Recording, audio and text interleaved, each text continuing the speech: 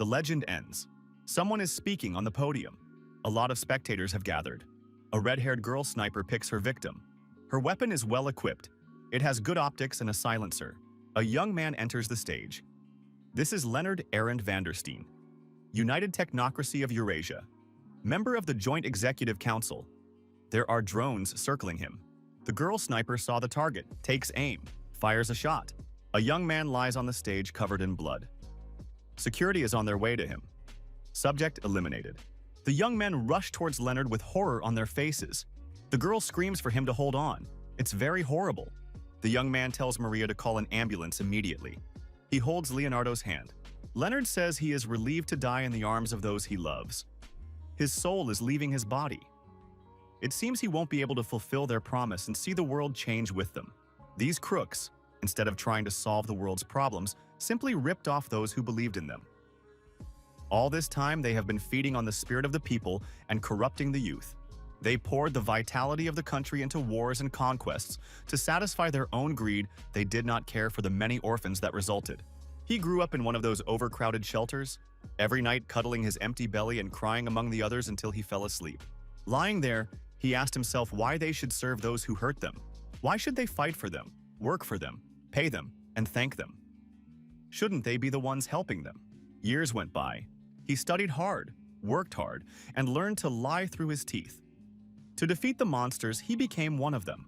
But instead of feeding on the weak, he vowed to protect them by devouring their predators.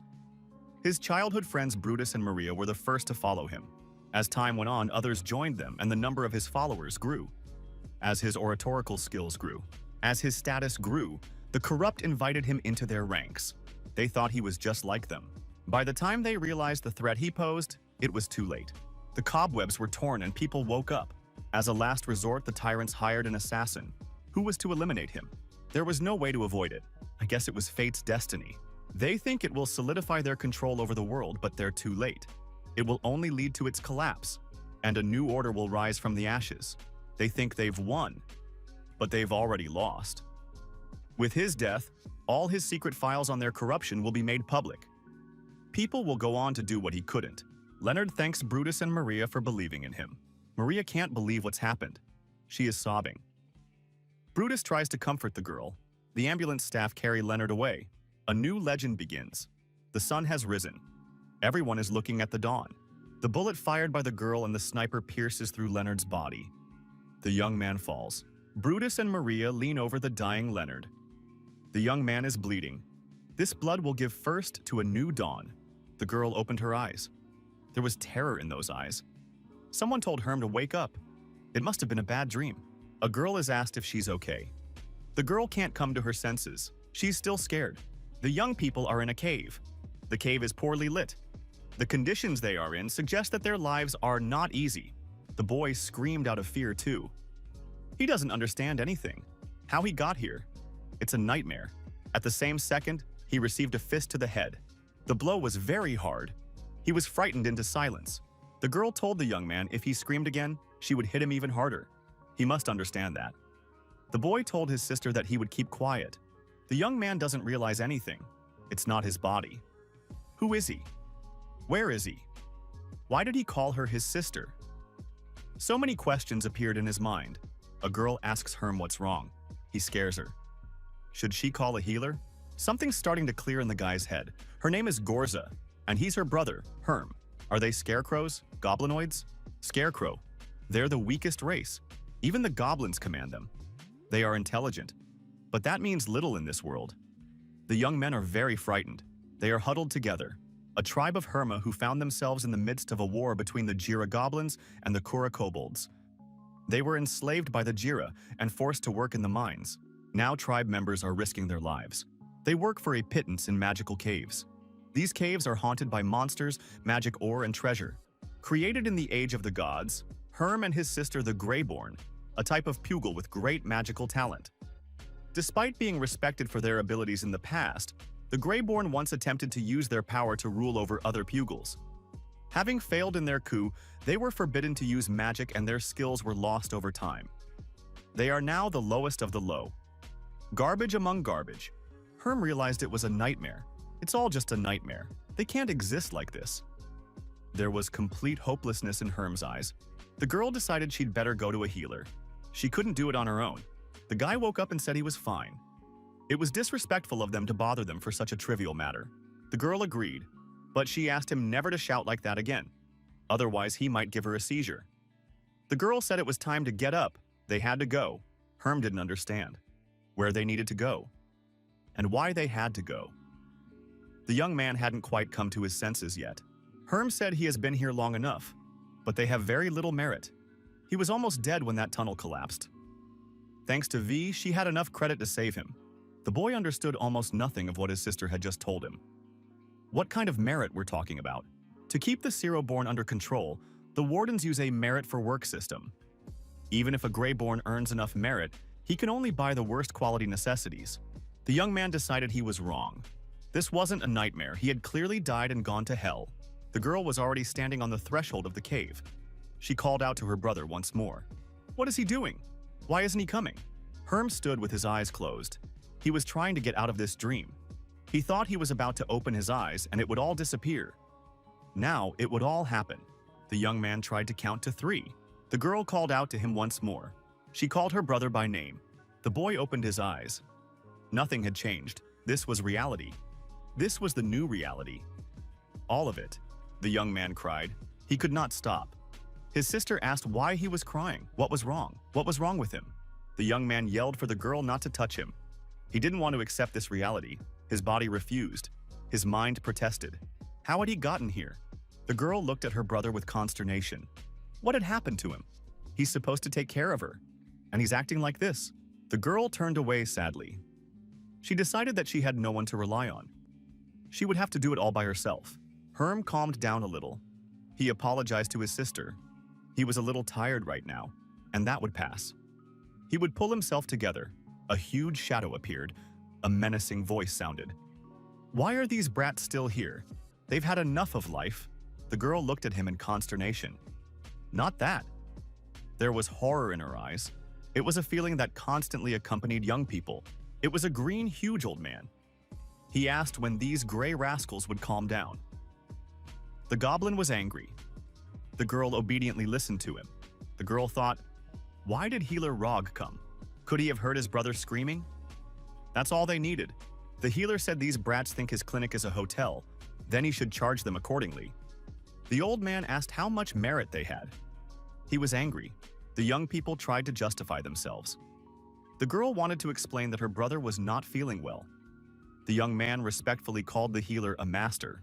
The guy stated that they were waiting for the healer because they wanted to express their deep gratitude to him. Without his great skill, he would be dead. He was very lucky that the master applied his knowledge to a lowly slave like him. The old man listened to all this with his eyes bulging. He hadn't expected to hear so much flattery. It calmed him down. The healer grinned. He could see the stones had put some common sense into the young man. That was commendable. The old man liked being called Master Healer. The young man continued. They stayed to present the master with this token of their appreciation. The young man held out the stones to the old man. The old man said it's hardly enough. But it'll do for now. Now they have to get out. He has other things to do. The young men said they were grateful to the great healer. The old man said if they had merit, they could come. Otherwise, let them not waste his time. The girl caught up with the young man. She asked what it was about. The young man told her what it was about. Sister said it was an act of gratitude and submission. The boy kissed that old man's wrinkled old ass more than the priestess of the magician. The young man replied that if he didn't, they would lose everything. The girl wants to eat this week. The sister agreed, but the brother had never been so humiliated before. The young man thought maybe the rocks had really knocked some sense into him. And he acted differently. The girl agreed, and now her brother seemed different. She decided to think about it later. Someone called out to Gorza and Herm. The young men looked back. It was a girl. She said she had finally found them, and she ran up to them. Gorza asked what was wrong, why the girl was not at work. She replied that Cool had sent her to warn the young men. Jurg and his buddies are looking for Herm. The girl was scared. Why they wanted her brother? What had happened again? Herm remembered. Jurg's brother was the one who caused the collapse. But he wants to blame it on Germ. That's probably true. The girl said it was like that. The overseers threw him into the punishment cave, and he told Jurg that Herm had caused the cave-in. Gorza said it wasn't fair. Herm almost died himself. The girl stated that it could happen if Jurg found him. The girl said she had to go. It is not safe for young people to be. They need to not be seen. Herm wanted to tell Jurg everything he thought of him. But it was only his thoughts. The brother asked if they came home, they would be safe. They are, aren't they? The girl agreed. Their cave is right next to the overseer's. There was no way they would cause them any trouble there. The young man stated, then their path should be as short as possible. However, it can be assumed that they will be searched for on direct routes. Maybe there is another way to get home. The girl said, not really. There are forbidden caves, but no one should go through them alone. The kid said he's not going alone. He's going with his sister, and it would be safe. When you're in trouble, you should always take the more interesting path. That's what his old teacher used to say. His sister asked what old teacher he could be talking about. He had never told her about it before. The young man said it didn't matter. We should move home now. He asked his sister to show him the way. The young men began to move around the forbidden caves, but they were not alone. They were secretly being watched. Herm asked his sister why no one was allowed in here again. What else had happened? The sister replied that monsters sometimes come up this way from the lower levels. They need to be careful. The guy thought they used crystals in the main areas, but here the moss itself emits enough light to see. It's a fascinating sight, but it can't be used in the main caves because of the bad odor. The boy saw the boarded-up entrances. He asked his sister what was in there. The girl said there were acid pits, and we should stay away from them. Herm asked his sister if she had been here before. The girl replied that she had once come here with a work group to dump garbage in the pits. Something caught the girl's attention. She stopped. She looked cautiously in the direction the sounds were coming from. The young man stopped too. The girl clung to her brother. Startled, she called his name. What could it be? The young men looked up in fear. They opened their mouths in amazement. They had never seen such a thing. It was frightening. It was a huge red monster. There was someone's leg sticking out of its mouth. It was too late to run away. They froze. Needing to maintain silence, the girl clamped her hand over her mouth. The brother took his sister's hand. We have to get out of here somehow. The young men were unlucky. One of them accidentally stepped on an old bone. There was a crunch. It was enough to attract the monster's attention. The girl's eyes grew even wider with terror. She was panicking about what to do. Her first thought was to run away. The monster turned its attention to the young men. A part of a human being was peeking out of its mouth. There was blood dripping down its teeth. It was creepy. The monster turned around and headed towards the young men. They had become a new target for him. What to do now, Herm thought. The young men did not move. They held their breath. The monster's jaws were already in close proximity to the young man. The boy lowered his head. He didn't look up. He tried not to breathe. He could smell the foul odor coming from the monster's mouth. The monster didn't seem to notice the young man. He must be blind, the young man thought. The main thing is not to make a noise, and keep quiet. This thing knows by sound, or smell. The monster turned around. Something caught his attention in the other direction. Maybe this will save them, the boy thought. The young men pressed against each other. Herm signaled for silence. The girl covered her mouth with her hand. The young men quietly began to retreat. They tried to get away from the monster. The monster did not notice them. When they had moved a considerable distance away, the guy said, "They seem to break away." The girl said she thought they were finished. "That's the detour," the young man said. "You could say it was lucky." Borza said she didn't know of any other workarounds. She offered what she knew. The guy thought it was an offshoot of the main tunnel. We should check it out. The young man heard something. His ear caught a foreign sound. Herm asked his sister if she had heard anything. He couldn't be wrong. The boy stopped and listened. The girl decided that someone was walking towards them. She wanted to warn them that there was a monster. So she ran towards them. The boy yelled for the girl to stop. Gorza looked out from around the corner and saw whoever was looking for them. The girl regretted coming here. It was Jurg. Looking down at the girl, he asked where her useless brother was. Herm showed up after his sister. He said he was here, and he wasn't going to hide. Jurg took the girl's hand. He was not alone.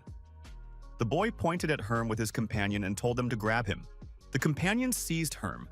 The young man said that if they killed him, they would regret it. Jurg asked what the worm was up to. The young man offered to send one of them forward. Only he must be quiet if he wanted to survive. Jurg told one of the deputies to go ahead and see what was going on. Quietly, so as not to attract attention. Herm tried to explain everything.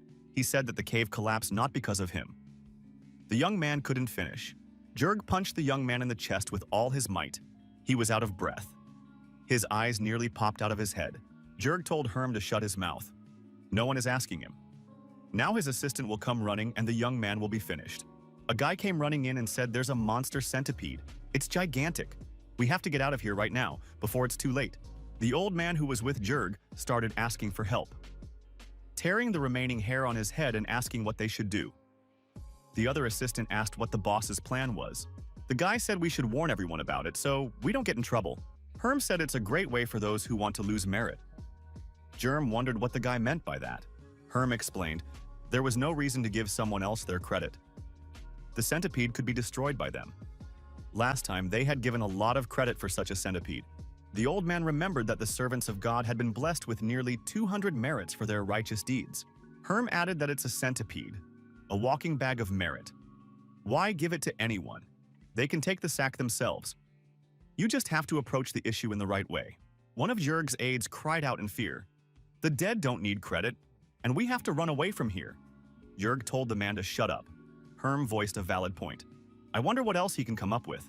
Herm stated that the centipede is blind, and it is only oriented by sound.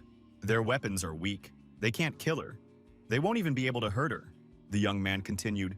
Their plan would be very simple. They would drive the centipede into the acid pits. Borza said the centipede moves much faster than they do, and there's no escaping it. The brother said they wouldn't run away.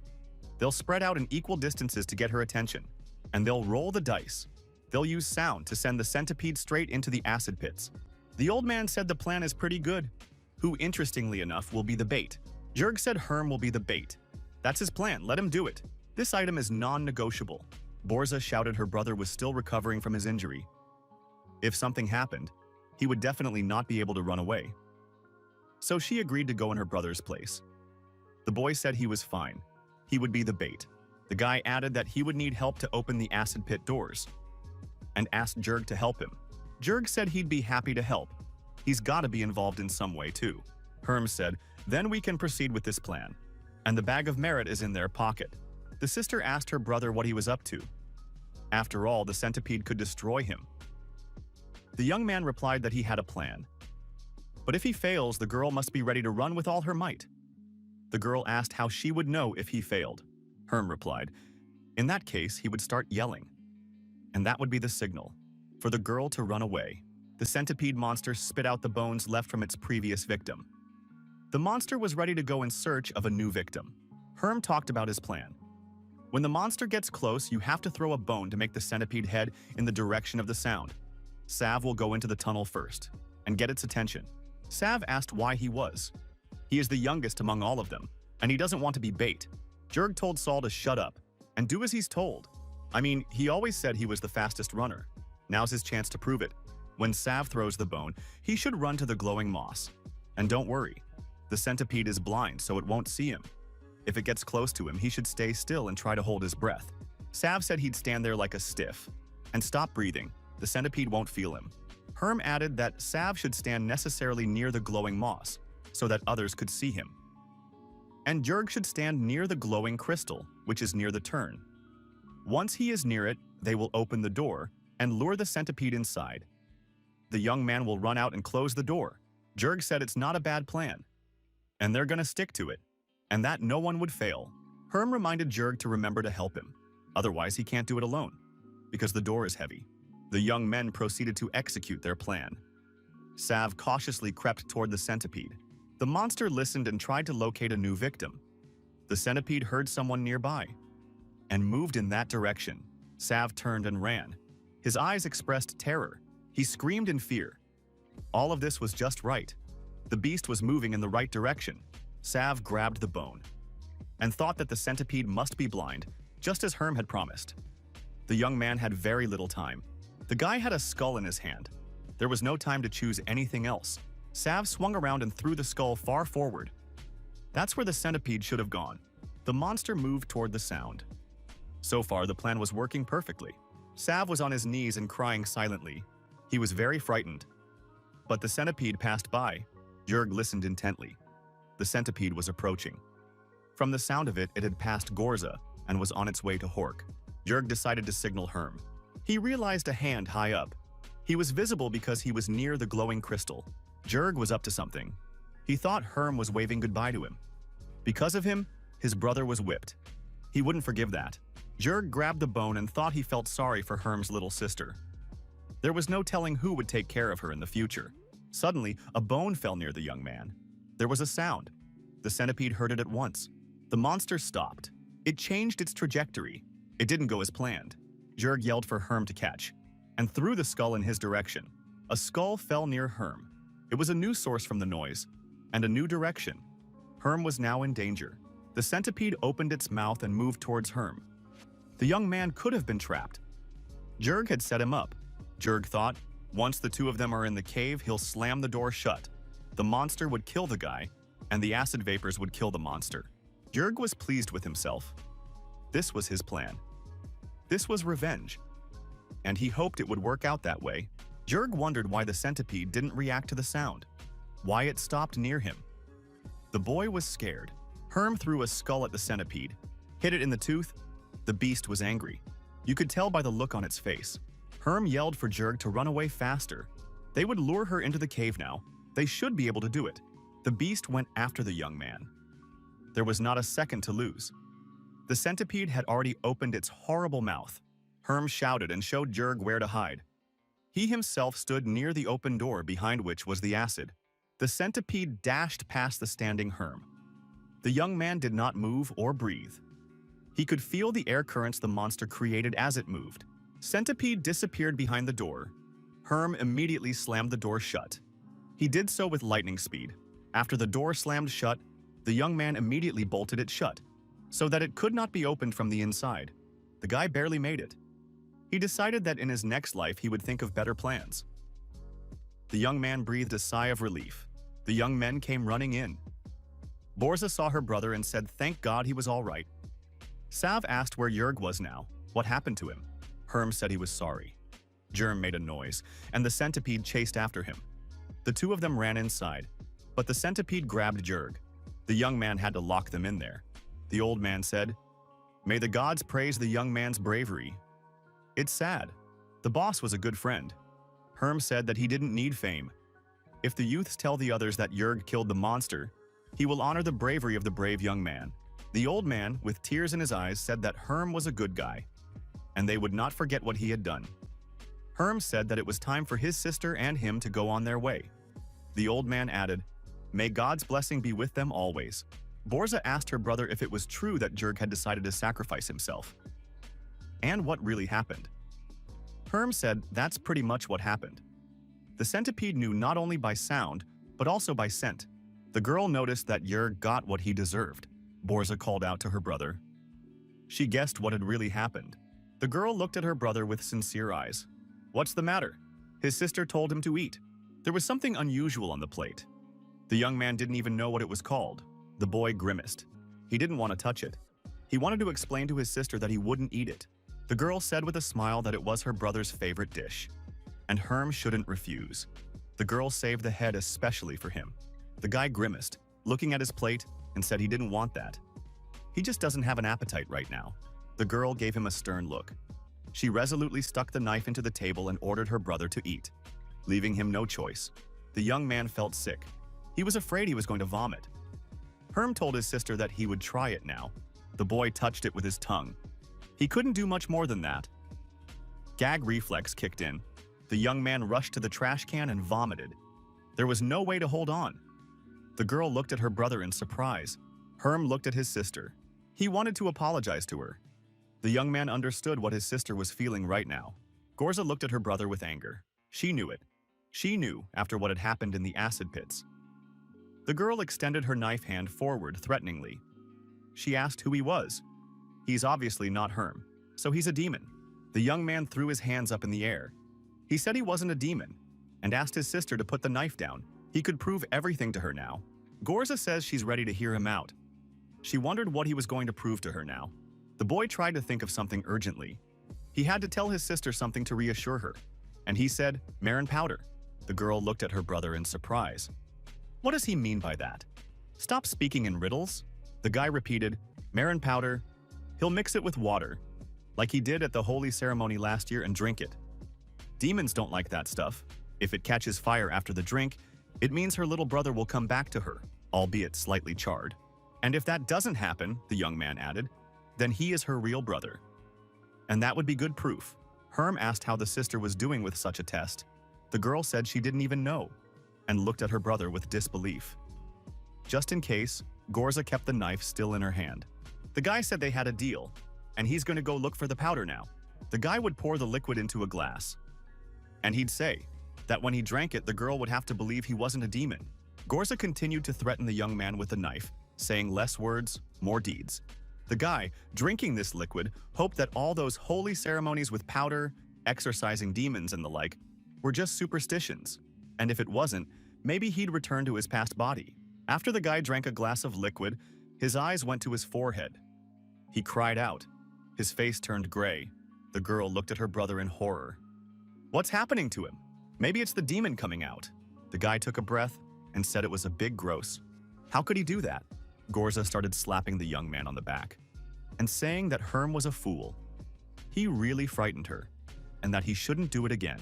The young man smiled and said the girl called him Herm, so she believes he's not a demon. That reassured him. The girl said he's the real Herm, and she believes him. The young man says he's not really Herm, he's a Tanachi, a dreamer of worlds. With a wink of one eye, the sister said that the young man had chosen the laziest of all the gods. Tanachi. The guy claimed to be a lazy ass himself. That explains it. The girl decided to close the subject. She said that he is her real brother and she believes him. But why is he acting so strange? After his recovery, it's like he's different, and she wants to hear the truth from him. The young man thought that his father had once told him about such a thing. Maybe telling his sister now was the only chance he had to find out what had happened to him. The young man said he has memories from another life, and they are very real. In fact, he never fully understood what had happened. His body sank into the abyss like a raging river, and his soul was carried far away. At some point, he found himself involuntarily reaching for the shining ball of light. After that, he woke up, finished the young man. He had a headache, dizziness, and new memories. That's all he knows. And the boy swore it to his sister. The girl cried out in horror. Doesn't her brother realize what this means? Herm asked if the girl thought he was a god who had been reborn into the body of a mortal. The girl cheerfully declared that she thought so. After all, it had been a long time since they had shown up, especially not among the Greyborn. Does the young man have any unusual abilities? The girl asked. Maybe he can run faster than an arrow, or pull a team of horses, or leap across a chasm. Gorza looked at her brother carefully. She wanted an answer from him that would satisfy her. The girl asked again if he could confirm any of his superpowers. Herm said sadly that he had none of that, and he's just a regular guy. The girl was not discouraged, she said. Then perhaps he is, a lost soul. She didn't want to be disappointed. Lost souls are beings who have no unusual abilities, but have memories from another life. They don't often make it to fame.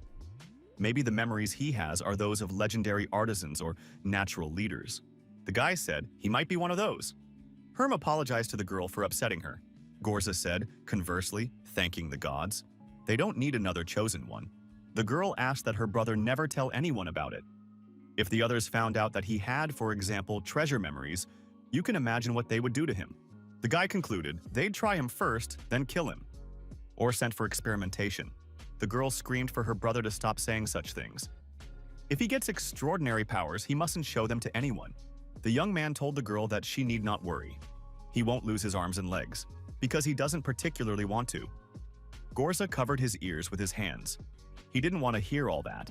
The girl stated if anyone sees it, she has no idea what to do about it. The young man showed what could happen to him in such a case. The guy has no idea what to do about it either. That was why he hadn't said anything to his sister before. He didn't want her to worry. The girl declared that she understood everything. There was thoughtfulness in her eyes. Every time, life gets more complicated. My sister asked what my brother's memories were. He sounded like a nobleman, if he could tell her anything. The young man said that he wasn't a nobleman. He had memories of a guy from another world. Herm said he was a rebel, someone who tried to change society for the better, and went against the system. Gorza was interested. She asked what had happened to that young man. The girl wanted to hear the rest of the story. Herm said that young man made a mistake. It was a fatal mistake. That young man was murdered by the nobles who opposed him. It was a despicable murder. The girl marveled once again. She was gripped by the story. She was extremely attentive. The sister suddenly shuddered. Her brother wouldn't try to pull the same thing in their world? The young man winked at his sister and said he wasn't an idiot. And he wouldn't make other people's mistakes. The girl looked at her brother in disbelief. Her eyes were surprised, threatened, and pleading. The young man understood everything. The young man said that his sister could tell him nothing. He understood without words. Herm added that he is not a warrior with a sharp sword and shining armor. He has no army, no mages either. So he would not do such things for the time being. The girl asked her brother who the mages were. She had heard the word for the first time. Guy tried to explain to his sister. Magicians are like shamans, only more consistent. They interact less with spirits, but more with magical energy. Gorza was surprised. The young man spoke as if he knew everything about this magic. The girl looked at her brother with delight. The sister was scared again. Her brother doesn't know anything about magic, does he? He doesn't need that kind of knowledge. The boy tried to reassure his sister. She doesn't feel a bit of that magic in him, does she? The girl said she didn't. She sighed in relief. The young man told the girl to stop talking so much about things she didn't know anything about. If the guy was using magic, she would have sensed it long ago. That's why they're kept here. Scarecrows can sense magic because it's in their blood. That's why scarecrows are good for the rest of us. The young man spoke convincingly. The girl did not understand much, but she agreed with her brother. She said that the brother was right. The girl once again turned to her brother. She looked into his eyes. She wanted reassurance. Gorza asked Herm to make her a promise, and it's very serious. The boy wondered what his sister wanted from him this time. After all, he was very frank with her. The sister asked her brother to never change again, and she said, please. It's very important to her. The brother hugged his sister. The girl felt a kindred spirit. It warmed her. The guy made her promise that no matter what happened, he would be her brother forever, and he would protect her. The young man opened his eyes. His head was bandaged. He squinted against the bright light, asked what was going on, and where he was. The young man told him to be quieter and not to make any sudden movements. The bullet pierced his chest, Brutus said. His condition is still assessed as critical. The young man looked at Brutus and called him by name, and asked if it was him. Brutus replied, who else could it be? Did the young man have a lapse of memory? The boy rose from the bed and held his head. Was this all really a dream? He was very thoughtful. Maria asked what the young man was dreaming about. Why he was worried about his dream. The young man said they wouldn't believe it. He dreamed of some monsters, of another life in which he had become a slave. The guy continued. In the dream he wasn't human. That's hard to believe. Brutus said it all sounds like complete nonsense. It must be the effects of the wound. It'll pass. The young man lay down on the bed again and said he knew it. The boy asked to be helped out of bed. And at that moment he looked at his hands. The young man was scared again. His hands were gray in color, just like in the dream. He couldn't understand anything. The young man tried to calm down. It's just a dream. I need to come to my senses. Brutus said there was nothing they could do about it, and apologized for it. The guy got out of bed and said he missed them. Maria stated that she too missed the young man. In his new life, he would achieve even greater heights. He must promise her that. The young man said he's promising, and they could count on him. The boy was still thoughtful. The young men told the sick man to make a difference in the world. The young man said it's not a question. After all, they know better than anyone that he will shake the world, so that not a lot will not seem to everyone. The boy began to come to his senses. The young people said they would definitely see each other again soon, and they began to disappear in a strange way. Brutus said that he would now keep the young man company and pointed with his finger at the chair on which the young man was sitting, on which sat a young man from his dream. And this young man was real, unlike the young men, who disappeared. The young men looked at each other, and silent. It was as if they were studying each other. The guy lifted himself off the bed and asked, "Is he Herm? Couldn't someone else have been left here?" The next instant the chair was empty. Herm walked over to the headboard of the bed on which the young man lay. Herm said that he had feelings too, after all. The boy was very upset. The young man asked Herm means he hadn't disappeared after all. And maybe it wasn't a dream. Or maybe he was dreaming. Herm said his own body is real, and he's real. The young man apologized to Herm and said that this body should be managed by someone else, and now he should get some rest. Herm got nervous and said it was his body, and he didn't want to leave it. The young man says he will take good care of him, and Herm realizes that only he can change his life. Herm said sadly that it was probably true, but it's hard to admit it. The young man told Herm not to be discouraged. He would be remembered for a long time. Herm asked the young man if he could do something for him. Herm asked that he should always be frank with his sister. He doesn't want to see her suffer. Young stated although he never had a sister, he would take care of her as his own. The young man promised to make the world of Herma a better place. It will be the best place for Herm and his sister, and they'll be happy there. Herm smiled and said that in that case he would trust Leonard, and he thanked the young man. The young man also thanked Herm. Dawn. In the east, the sun rises over the mountain peaks. The young people are watching the sunrise. It's reflected in their eyes. It symbolizes the birth of a new world. Herm listens to the young people talking. He does not join them. His sister came over. She said she couldn't believe it. Her brother got up before her in the morning. He cleaned up and made breakfast. The girl asked if in a previous life he had been a servant. The young man asked her not to joke around like that. The girl said she wouldn't bother him with it anymore. The young men heard someone calling Herm's name. They looked back. There was surprise in their eyes. They knew him. But why had he come here? It was an old goblin man. He thought the young man was dead. That's news to me. The girl wondered why he thought that. The boy said he hoped it wouldn't happen anytime soon. The girl began to tell Old Man Coke what had happened to them the day before. The girl told about what had happened to Jurg from the third group. Herm remembered that Cole, the minder. He's a friend of the young men's father. He's been looking after them since their parents died. That was 2 years ago when there was the Heveling attack. It is strange to see the overseer getting along well with the slaves. There are good people in this world too. The old man wondered if Herm had helped defeat the centipede. The young man said he just runs faster than a centipede. Old Cole laughed. Herm, he said, in all his glory. Nobody runs better than that boy. The old man is glad to hear that it wasn't anything serious.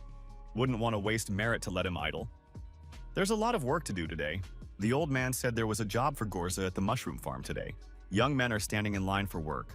Guards with guns guard them. Crystals illuminate the area. A young man says of someone that he has no merit, but has a sister. No sooner had the young man told his story to the end than his interlocutor grabbed him by the neck, and then he immediately pressed his head to the ground. The narrator was bleeding. The guy sternly warned that there were to be no girls. They don't do that. They don't sell or buy them. The narrator apologized. The third youth told the man to let him go. If he had injuries, there would be many questions from the overseers. The young men looked at each other. They understood each other without words. The narrator was on his knees, hunched over, coughing up blood. He'd had a good beating. The guy who was hurt by the story about the girl said he'd feed it to the Hevelings next time. The young man apologized. He said that the boss was very reverent towards working girls. The boss's father died early, so his mother started working part-time to support the family. The guy asked what happened to his mother. She died too. The interviewer said yes, she was dead. She had black spots. It could have been cured, but it would have cost a fortune. The boss was trying to scrape together the credit while her mother's clients were leaving her. The young man said angrily that these greens would never admit to having a little fun with her before she died. The guy concluded that the boss was very serious about this topic, and it's best to remember that for the future. One of the workers said to stop all this, otherwise more people will go to Virga. The young man asked if he had explained the rules to them. The young man asked if he had explained the rules. The guy said he told them. They could steal and expect protection, but they can't touch the girls. But they're guys, and that's why they sometimes think with more than just their heads. The boss said they don't need people like that. They can give them to Virga. The young man told the boss not to be so harsh, and he calmed down. No men, no team. They already have fewer men than Virga. The guy told the boss that his favorite bug is back. The young man was surrounded by a group of people. They appraised him with glances. Each of them expressed displeasure and disdain. The guy said this young man had a lot of courage. I don't know why the boss likes him so much. The boss looked at the young man with regret. He felt sorry for him. He was small and seemed defenseless. The young man looked very small compared to his opponents. He seemed to have no strength at all. The three men often humiliated and robbed him. The young man could do nothing against them. The boss had a memory. Once upon a time, 3 hoodlums met a guy walking home with groceries. He was just a kid then. The kid got scared when he saw them. The miscreants, threatening him with weapons, wanted to take away his groceries and leave the young man without food. The young man shrank back in fear. He pressed the food hard against his body and clenched his eyes shut. Tears flowed from his eyes. Suddenly, there was a noise. The boy opened one eye. He was curious. The young man opened both eyes and couldn't believe what he was seeing. The young man gave those three a good smack and held out his hand to the boy. The boy could not believe his eyes. Danger had been spared. It turns out there is good in the world. There's a saying that no good deed goes unpunished. The day he helped Vate, he realized the meaning. Vate had never looked like a young man. They were brothers, though. The young men watch the sleeping green guard. The boy steals the keys from the sleeping green guard, and the satisfied young men with groceries run away. The young people enjoy eating the food they have just gotten, but sooner or later everything comes to an end. The young men had to fulfill their military service when they went on their annual expedition to the deepest levels to cleanse them of shovelings and other pests. The young man with Vate was in the vanguard, along with Virga and his comrades. The young men fought side by side and showed examples of courage and bravery. The goblins expected them to die in battle. But his boys worked themselves day and night. And they came out of this mess alive. The young men have won. They defeated the monsters and cleared a path for themselves. The young men saw the light at the end of the tunnel, and that gave them hope. They had faith in their eyes. The warriors came out into the open. They saw real vegetation. The sun shone brightly in the sky. The warriors were going to take a break. They were choosing a place to do so. After they set up camp, they were divided into two groups. A group of young men were sent to the deepest part of the level. Ufa was sent to the nearest lake. Virga was sent to the other end of the cave. As they were sent to the most dangerous place, Vate asked to go with Ulf. The young people said goodbye before parting. They did not know when they would meet next time. The young man wanted Vate to be safe, so he was only too happy to oblige his request. But it happened that they were ambushed by a group of Hevelings. They had to fight their way back to the camp. The battle was not easy. Many fighters were wounded. Some stayed there forever. There were few survivors. The young man led his group out, with the fewest casualties. On the way, they came across another group. There were many more casualties. The enemy spared no one. The forces were unequal. The warrior's throat was slit. The death was horrible. It was Ulf's group. The whole group was literally chopped to pieces. And there was no sign of Vate. One of the warriors showed me what he found there. It was interesting. In a thicket in the marsh, a trail was visible. The young man was angry. He didn't care who did it, who took his brother. He just wanted him back. A young man and his squad followed the trail. He found a young man lying in blood. The young man was lying face down in blood and showed no signs of life. The boy looked around suspiciously. Maybe it's an ambush. There was an extraneous noise in the distance. His suspicions were justified. The warrior was angry about being trapped. There were twice as many opponents, and they were well armed, and they had prepared for this. The enemy had the whole unit surrounded. There was no escape. The forces were unequal. The guys in his squad knew how to fight and could keep a tight defense. They defended themselves very tightly. The warriors engaged in a bloody battle. The battle was fierce and violent. The young man was confident of victory and had no doubts about his squad. The opponent was outnumbered, and they had a favorable strategic position. The young man was ready to fight to the last man. He didn't think about himself. He had to lead his squad out of the ambush. The guy felt something was wrong with his body. The young man released the weapon from his hands. He went down on one knee. He had been wounded. Blood flowed from his body. The young man was stabbed by Vate. He was a blind fool. It was a set-up ambush. The squad is on the defensive. Despite the betrayal, the warriors are not going to give up. One of the soldiers jumps up over his colleagues and throws his spear at the enemy. He will fight to the last man, even if they run out of weapons. They will be ready to defeat their opponents with their bare hands. The enemy is cunning, most likely plotting something. Everyone wants to avoid casualties. His eyes are clouded with hatred. He clearly wants to do something insidious, using the element of betrayal. The warrior notices something and shouts to his companions to pay attention too. The young man is on one knee, holding his wounded side. Vate holds a knife to his throat. Vate yells for them to stop resisting if they value the commander's life. Vate holds a knife to the young man's throat. The warriors feel sorry for their commander, and they stop resisting and lower their weapons. The young man asks Vate why he did what he did. Vate tells Rock to forgive him. While he was dragging him around, He realized that his life was going nowhere good, and Verga made him a great offer, one he couldn't refuse. Rak told Vate they were brothers. How could he do that? He'd always taken care of him. Vate said with anger, "Does he really believe this nonsense?" "What brothers?" A young man sits surrounded by girls. Good food is brought to him. Vate watches his brother from the sidelines. He sits alone. Power, friends, women, it was all readily available to him. Vate, on the other hand, remained only in Cancer's shadow. And then he realized that he possessed a rather valuable thing, one that not everyone had. It was his brother's trust. That's when Vate decided to use that trust. That's when he got the offer. An offer he couldn't refuse. Vate told Rak not to worry. He would be sure to tell his sister how he died saving the expedition from the Havelings. Vate whispered in Rak's ear that his sister would be very grateful to him for this. And her beautiful body would be grateful too. Vate imagined how he'd deal with Rak now. Just then, someone approached him from the side. Vate looked at him. It was Verga. Verga said that only an idiot brags to his opponent when he's still alive. Enough talk, we just have to finish him off. Vate answered, he thought, his master must strike the final blow. Verga said that a warrior who dies at the hand of a traitor sounds kind of poetic. Vate said he agreed with his master. Vate swung his knife at Rak and told the man that he would be a good friend and would cherish what he left behind. Rak overcame the pain, out of his last strength grabbed his axe and swung. With a sharp movement, in the blink of an eye, the warrior cut off the hands of the recalcitrant Vate. The young man was horrified. Rak stood to his full height and told Vate that he would deal with him later. He had other matters to attend to now. Rak's squad shouted, "Boss, what should they do?" Rak was furious. He was ready to destroy all enemies, and there was no stopping him. Rak shouted that Verga had thrown his troop to the wolves, and he himself had cowardly fled. The opponents were in a panic.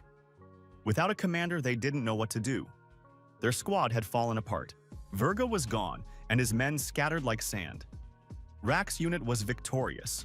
Many warriors were wounded, but they did not falter. And their commander did not let them down.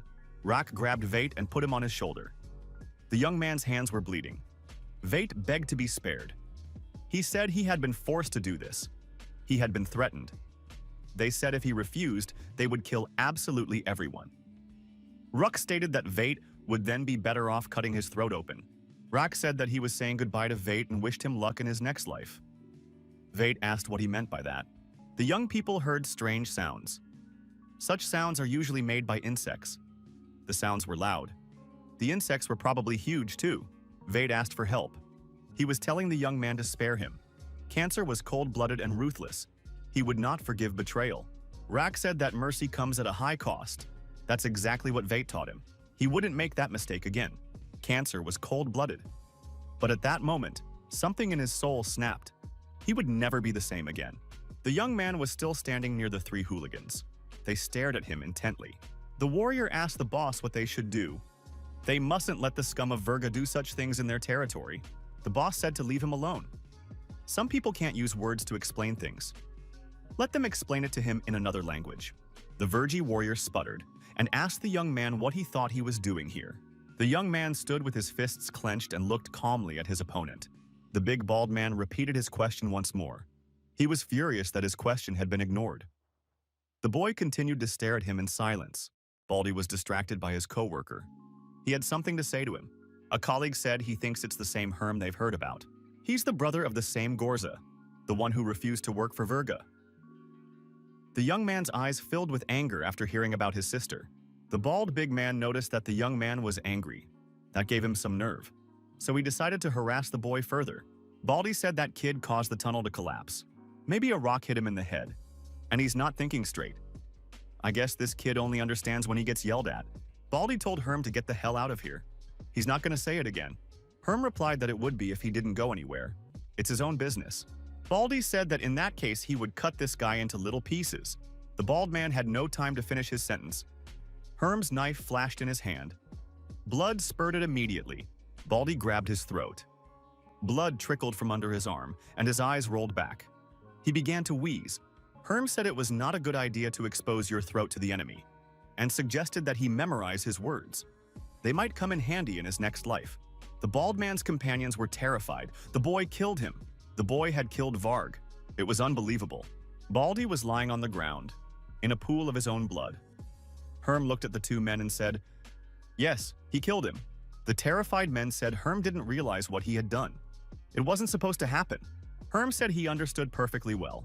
He got into Verga's business and killed one of his lieutenants, so he's in the crosshairs now. And now, he said, they must answer his question. These two were very frightened. They were willing to do anything, as long as they didn't get hurt. The young man asked, "Isn't he the only one in the crosshairs?" "Aren't they all in the crosshairs? They're all victims here. They're oppressed, humiliated, forced to fight over territory, but they're one people. They're all Greyborn. Why then are they slaves?" The young man asked the question, but he did not hear the answer. The boy answered himself. "They are slaves because of cowards like these two. They suffer every day. Their friends suffer. Their loved ones suffer too.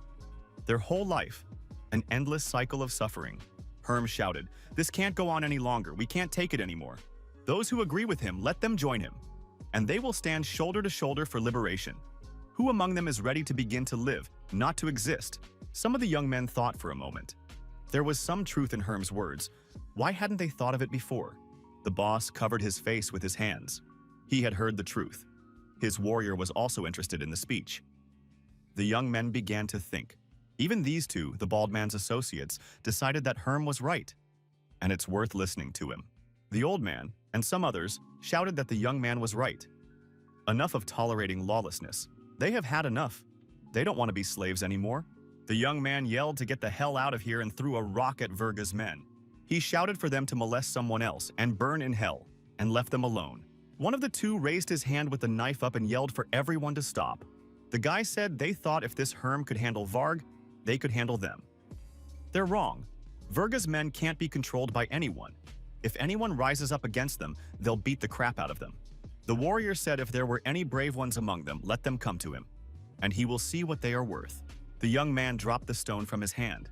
He had no desire to continue proving anything. The old man also changed his mind about his rights, and everyone around him began to calm down. The warrior said that's what he thought. All they can do is talk, a bunch of cowards and weaklings, incapable of anything, and he told them to get back to work fast. Herm was left standing alone, clenching his fists. His encouragement was short-lived. Herm stood alone against the two bullies.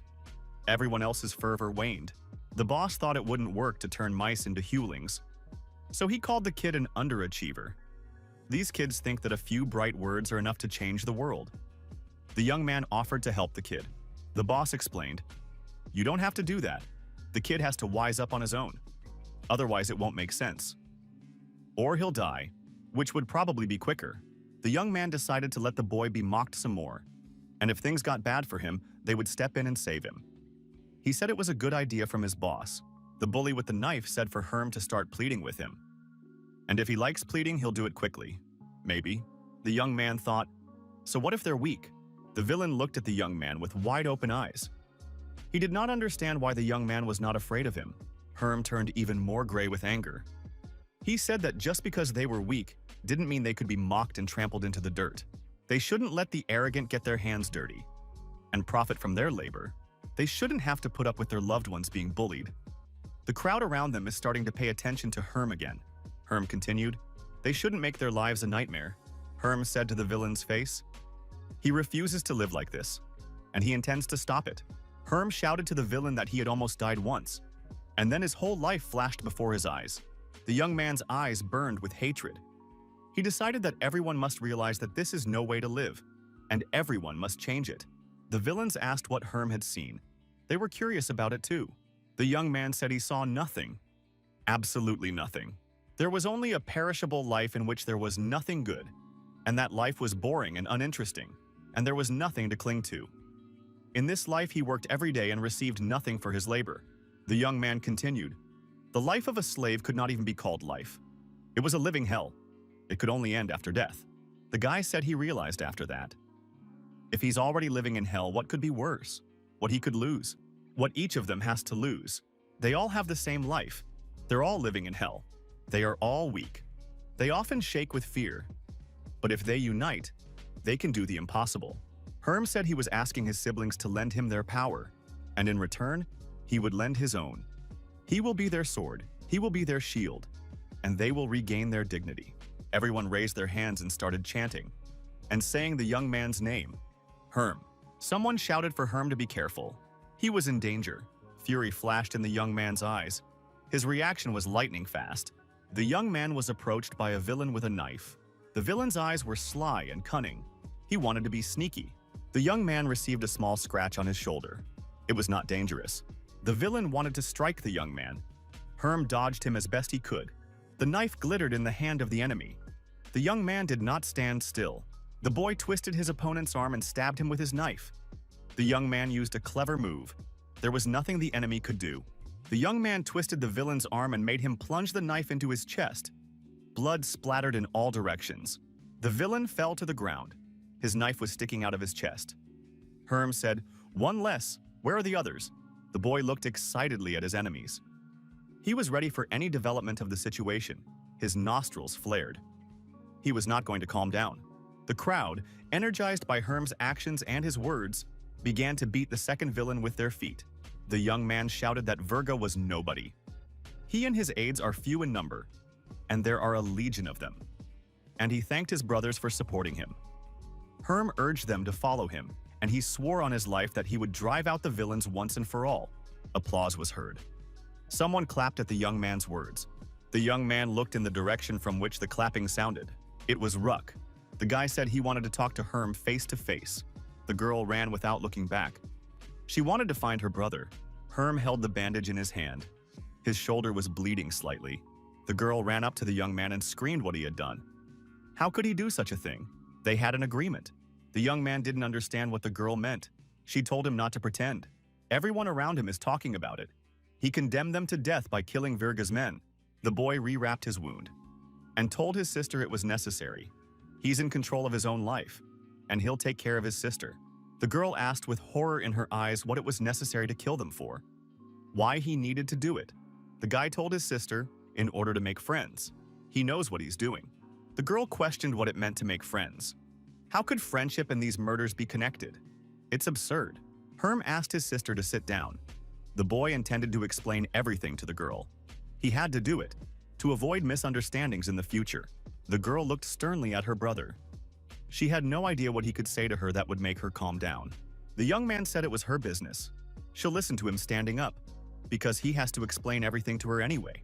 They need allies to survive. There are two strong camps in this part of the mine, Rock and Virga. Rock is stronger. Virga is supported by the overseers. That's why he's in a better position. If one wants to have influence, one should join Virga. But there is one important point. Virga has too many people and everyone wants power. If you join Virga, you'll die working for him like the rest of us. It's different with Arrak. Cancer doesn't have the same favorable position. Cancer will consider him an ally as long as he's being helpful. The young man showed the crayfish what he wanted to see. It worked. Cancer came to the young man himself and offered him a partnership. But not everything went according to his plan. There were nuances. The crowd lynched Virga's man. At the same time, he asked for help. Rack wanted to execute this scoundrel, and he was determined. But the young man stopped him and didn't let him do it. Rack asked why he was doing this. What is he even doing?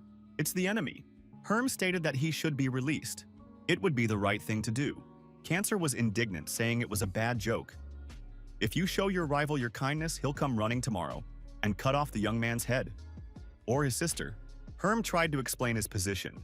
It didn't matter if they killed him or not. He had already caused Virga a lot of trouble. The boy added that showing kindness to a victim of this cursed world wouldn't be so bad. All of them had hit rock bottom at some point and tried to find something to help them get stronger. Some had even done terrible things. But the young man believes that each of their kind deserves a chance at redemption. Even if they are drowning in despair, they are still trying to swim out of it. The young man looked at the villain and wondered if his brother could swim out of the abyss of despair. The villain looked at his colleague, who lay dead in a pool of blood. He didn't like this fate. This villain shouted loudly that he can do it. He's ready and he can do it. Kagurm told Raku he knows it's hard for him, but they need to show that they are not like Virga's people. And the best way to do that is to show mercy. Rack was silent. He stared intently at the young man. There was anger in his eyes, but he was beginning to doubt himself a little. Herm also looked intently into Rack's eyes. He became between a warrior and a villain.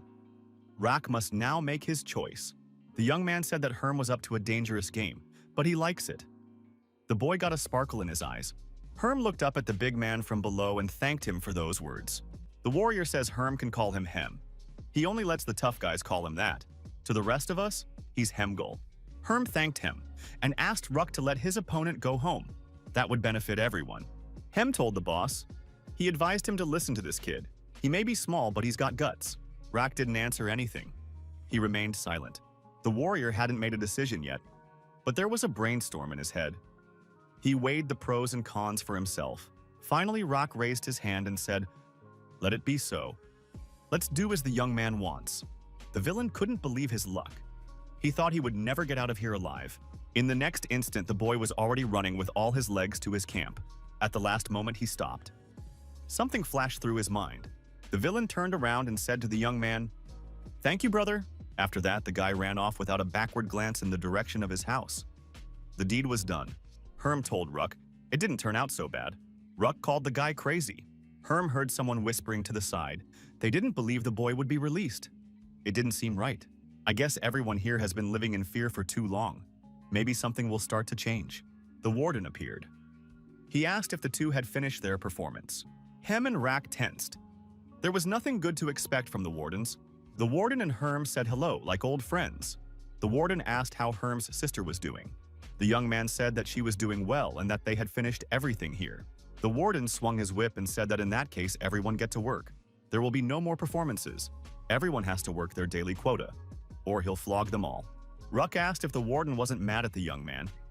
Herm said it's a friend of the family. He might get mad if they don't leave here now, and asked Ruck if he had a place to talk. Eventually, Rack agreed to cooperate with Herm. He would protect them from Verga and help with the creation of their own faction. That was the end of the young man's story. The sister asked, and what Rack would get in return. Herm said he agreed to be his vassal and their territory would be between Cancer and Verga. The girl concluded meaningfully, her brother was now the boss of the gang. Wasn't that what he wanted? The guy said he needs the power to protect his loved ones. He can't do it on his own. So he needs help. The boy added that he needed his sister's help too, and she should agree with him. The girl asked, looking intently into the young man's eyes. Is her brother still a part of him? The boy nodded affirmatively and said that he loved his sister very much, and often reminds him of her. The girl asked what his name was. What is his real name? She wants to know it immediately. The young man wondered if it really mattered that much. What if he had to run away from her? Otherwise, she would be able to control him, and he would become her servant. The girl said he must lay everything out immediately. Otherwise, she would go after the priestess. The young man raised his hands and closed his eyes. He said his name was Leonard, but people just called him Leo. The girl told the lion to strike herself. Her posture was commanding and did not imply refusal. The boy tensed, clenched his fist, looked fearfully at his sister. The next moment, the young man said he would not do it, and showed his sister his tongue. The girl smiled, a blush appearing on her cheeks. She said, "All right then." The fat man kept running back to his camp. He did so without looking back. He was still scared. The phrase Herm had said flashed through his mind. Would he be able to swim, brother? The guy kept remembering that phrase all the way through, and kept thinking about something. He had thoughts of something good in his mind. Children are near their parents. Then some villain showed up. A mother clutches her children fearfully to her. This villain turned out to be Verga's man. He was insatiable. This man Vergi said this guy has to go with him, and that's out of the question. The boy didn't want to do it. He didn't want to leave his family. He had little kids. It was explained to the guy what he was supposed to be doing. He wasn't like this before. The two men took him to Verga's camp. His wife and children were left alone. The boy was led to Verga. He bowed to this warrior. Verga looked down at the young man from above. The boss explained what his men were to do, and what would be the young man's responsibility. Now they will have to collect tribute. And no one cares that families will be left hungry. It was a different life. The guy didn't want it for himself. He started drinking a lot. There were different women around him, but he remembered his wife. He became a different person. He started hurting the weak, and took from them what was rightfully theirs. Various women began to appear around him frequently. He began to forget his wife and children. His family became destitute. It was very hard for them. The head of the family left them. This guy started to like this life, and he couldn't imagine another one for himself, but it wasn't the right life. Then Herm came along. Everything in his life changed. Maybe he had a chance. The boy remembered again the young man's words. Whether he could swim out. It was a chance to return to his past life. The guy thought, what is he doing with his life? How could he live like this? How could he leave his family behind? The guy remembered his wife and his kids, and he cried out that he could fix everything. He could escape from here and they could start a new life. The boy ran and thought of only one thing. Cold sweat covered his face. How could he live like this? He can swim out, he mentally answered Herm that he could swim out. Improvised market. A woman with a child walks around looking for food. The goblin is calling for someone. The woman has no choice, she has a baby to feed. The goblin watches the old women laugh. They are discussing something. Gorza yells to her brother that she's not done yet. He yells that she's been packing all morning, so he speeds things up a bit. The girl screamed that she needed to save money, because some people don't want to spend their merit. The guy said he was saving them for a wooden door for their cave. The girl declares that they don't need that door. They live next to the guards and no one will dare to bother them, especially since the young man is now being paid tribute. Doesn't he collect it like everyone else? The young man said it doesn't work that way. Cancer gave him control of this territory for a reason. It was because he wasn't getting anything out of it himself. He was just getting rid of unprofitable territory. The sister asked why he agreed to do it. What good would it do? It's just more trouble. The guy said great things are born in a humble abode. She would wait a little while and see everything. Someone called out to the young man. He told his sister it was Volker, his assistant, and asked him what happened. Volker said that Rack had just gotten the message. They just announced a new expedition to the lower level of the caves. Volker added that the expedition will start in 2 weeks. The brother and sister looked among themselves, warriors amicably practicing the elements of hand-to-hand combat with combat weapons in hand. The young man says his soldiers are ready for inspection. The young men salute their commander. Herm thanks Volker for a job well done. He wants to see what the warriors have learned during their training. 2 soldiers are standing in formation and talking to each other, leaning on their weapons like a cane. They do not pay attention to the fact that the commander is in front of them. Herm walks up to these young men and kicks the weapon out with his foot. The young men did not expect this. The warrior didn't hold on, lost his balance, and fell face down. Herm said it was a weapon, not a cane, and it must be used for its intended purpose. When they stand in formation, they must stand at attention, eyes forward and silent. Herm told Volker that each of the offenders must do 40 push-ups on the ground, and we need to follow up on that. The rest of you can start the practice fights. The soldiers lined up against each other for practice fights. There was strict discipline in this unit, and the soldiers underwent serious drill and combat training. Herm thought as he tried to teach the warriors tactics and the basics of combat. They had learned something. The young man realized that, after all, they were only a handful of miners. That was why the goblins had defeated them so easily. The expedition leader was injured, so the departure time was changed. There was additional time for training, but it was still not enough. The soldier told the commander that he had never held a weapon in his hands. But he's seen guards fighting Hevelings. Perhaps we should train the soldiers to use long-range weapons. The young man thought it would be a good idea. But where to get wood that would make a decent bow? That is problematic in these parts. The rich and goblins hold all the quality materials for making weapons.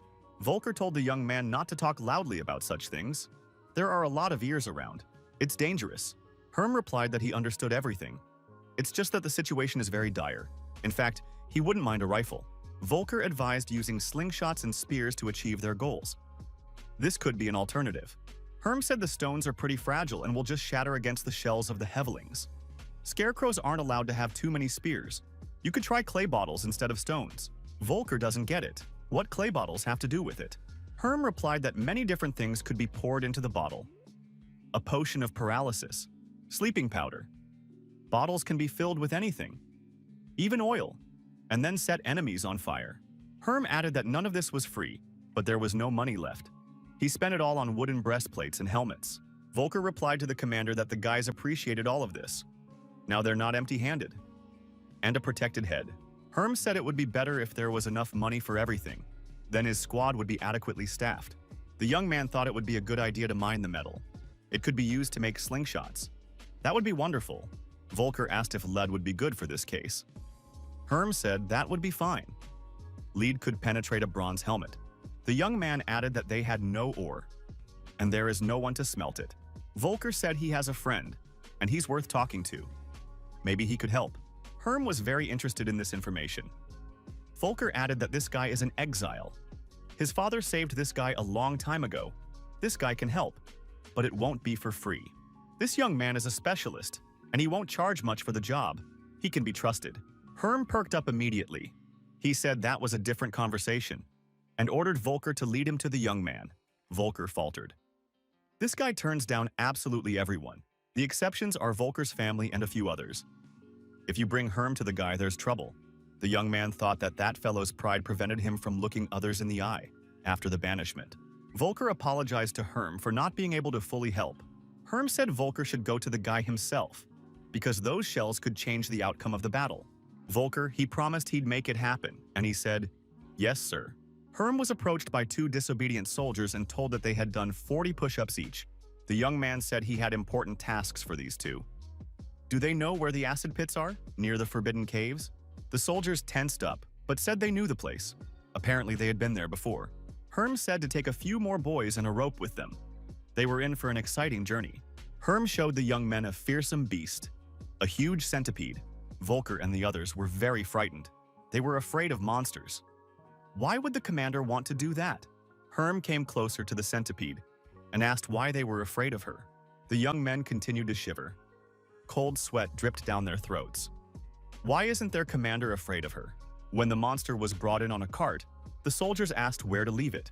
The commander told them to unload the cart next to the wall. That's where the centipede would belong. Volker asked what that thing was. Herm said it was an old friend they could still use. Volker brought the young man what he asked for. Herm said it was perfect. Just the right weight and shape. They were slingshots. Volker replied that the craftsman was proud of his work. Herm noticed that the craftsman had even left his mark. He asked his assistant for a slingshot to test them. The young man placed lead projectiles in the throwing weapon. The boys spun the slingshot properly and took aim. He wanted to test the new weapon in action. The centipede in the corner awaited its fate. Its dead grin continued to frighten everyone. They found a good use for it. The young man spun the slingshot properly and released it. The projectile flew into the target. The piece of lead went right through the centipede's shell, punching it right through. Volker asked what the commander thought about it. Herm said more testing should be done, and everyone should go through this training. Herm said to have Volker distribute the shells to the personnel. Everyone will participate in the test. Whoever's shell goes in deepest gets 10 merits. Volker asked if he could enter the competition. He was once the best slinger in his neighborhood. Merit wouldn't hurt him either. Herm replied, then Volker should show all the soldiers how it's done, and let them follow his example. The young man thought that even the children of scarecrows could use a slingshot to get their food. That would be their advantage. Volker didn't do well. He was upset. Herm calmed him down. He said he'd get it right next time. You need a lot of practice in this business. The young man thought about it and turned to Volker. He had an idea. Volker, no longer sad, wondered what he could do to help the commander now. Herm asked to tell his acquaintance to make as many of these ammunition as possible. Just don't brand them, because they don't have enough time. Volker was pleased and said he would be sure to pass it on. The boy liked it when he felt needed. Gorza, looking at Volker, said, "Looks like someone had a great day today." Herm said the day could have been even better if someone had let him buy a wooden door.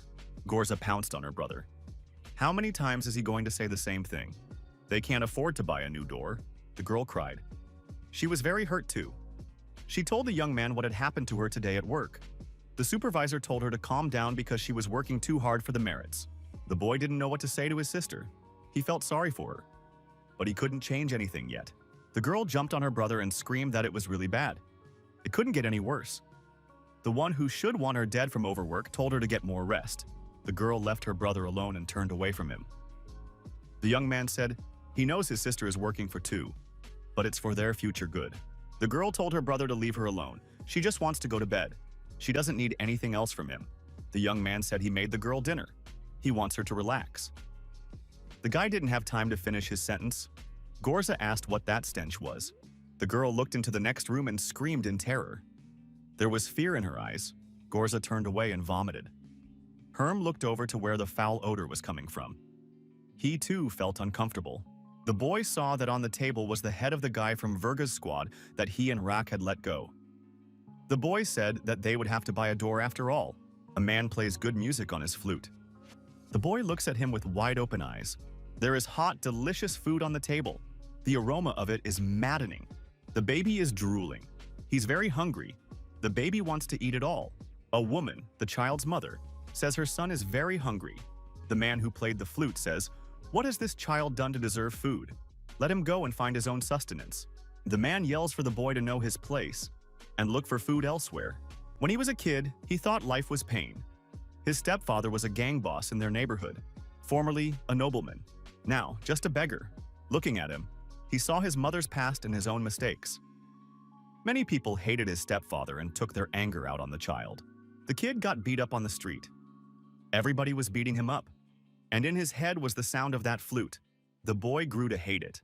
When the boy grew up, his stepfather sold him to a fighting pit to pay off his debts. Every night, the boy fought with other youngsters to survive.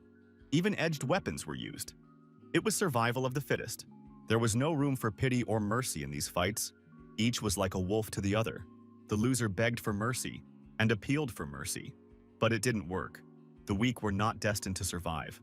The boy grew up, fought in battles, and there was not an ounce of mercy left in him. The law was, kill or die. And I could hear the sound of that flute in my head all the time. Where he lived, rat fights were commonplace. Rats fought for survival, too. The neighborhood boys amused themselves by forcing hungry rats to gnaw each other's throats for food. The young man saw himself in those rats. He also danced to other people's tune to live a little longer. But one day he saw something. A child was pushing one rat forward, torturing it and urging it to fight. This rat did something different. It jumped out of the cage and clung to the hand of its abuser.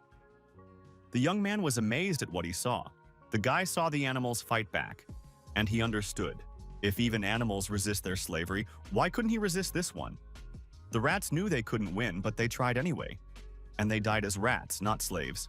The boy thought, if such small animals have so much courage, why shouldn't he have it? Even if he suffered, even if he died, so what? He swore that day that he would only live by one rule. His own rules. If his parents had seen a little farther than their own noses, they would have foreseen this outcome. The young man didn't poison them. He just put them to sleep. They tried to teach him the laws of this world. And so the guy took everything from them. He had his own set of laws that he followed. The guy took his parents' power, their lives, even their skin. The young man shouted that today everyone had witnessed the demise of the old pig. He asked everyone who they were now serving. The flute music continued to play in the guy's head. The guy shouted one word. It was a name. Virga. The young man's eyes shone with hatred. He was filled with that feeling. There was nothing good left in him. Virga grew up and started playing the flute. Like his stepfather, it became his favorite pastime. The man's gaze is cold and penetrating. It was hard to bear. You could tell from it the cruelty of the man.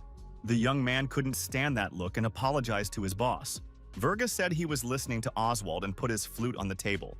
The young man said his boss was right. The assumption was confirmed. Oswald said that Helmar is a traitor. This is already known for sure. Virga showed no emotion. He said, understandably. There was an icy coldness in his eyes. He didn't say another word. Virga had clay figurines of his warriors. It was quite a collection. Virga took one of the statuettes in his hand. It was a statuette of Helmar. Virga said it's too bad. That's all he said. The man had made his final decision. When the young man took his father's place, his men were the ones around him. To survive, he needed his own people whom he could trust.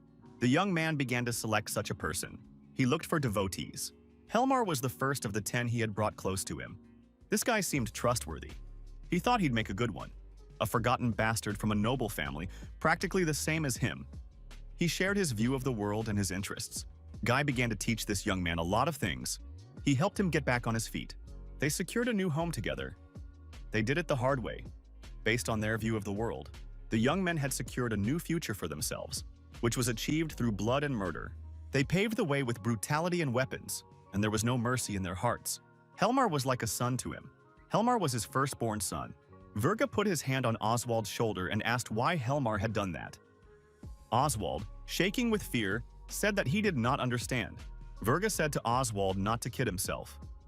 When the boss appointed him and Heim as his right and left hand, Helmar had two choices: agree with the decision or oppose it. And it was only natural. When he picked it up, he made it clear that the world was far from being a rosy and welcoming place. He wanted to convey to everyone that if they wanted to do great things, they should not rely on laws and morals. Only God should be above them. Virga concluded that what you sow is what you reap. That's the result. Oswald asked his boss what they should do now. Virga replied that Oswald need not worry. The stage was already set. All they had to do was wait for the performance.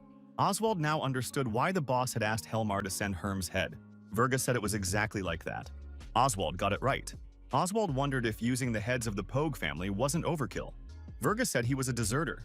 That's the way it should be, since the Pogs are not shy about committing crimes if it suits them.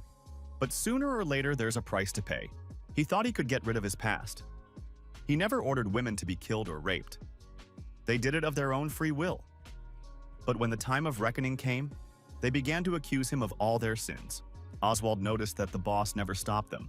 Virga said, of course he didn't stop it. If he watched everyone, they would never have grown into such a large organization, though dishonest people can sometimes be useful too. Oswald asked what about his children. Virga replied that they were already dead, but their short lives had value. While Helmar dealt with them, Bolo managed to rescue Pog's wife and daughter. Virga made sure they were in a safe place. That's all he could do. Oswald should tell Helmar to channel all his strength and crush Herm's forces. That boy has amassed quite an army. Time to see how strong it is. Virga played the flute. He wished Herm wouldn't disappoint him. If it was really him, a young man stands in front of a large gate leading to a cave. He hesitates to enter. In front of the entrance to the tent, there are guards armed with spears. They are wearing protective uniforms. The young man says that Cancer's men are blocking the other route, so the enemies have no choice but to go through the cave of the corpse eaters, and that's where they'll be waiting for them. So the boy asks Volker what the status of the barriers is. Volker replied if everything goes smoothly, it will be ready in the morning. Everyone is working hard. Herm said it had to go smoothly. Otherwise, Helmar's army would turn them into a collection of corpses. Volker said he understood.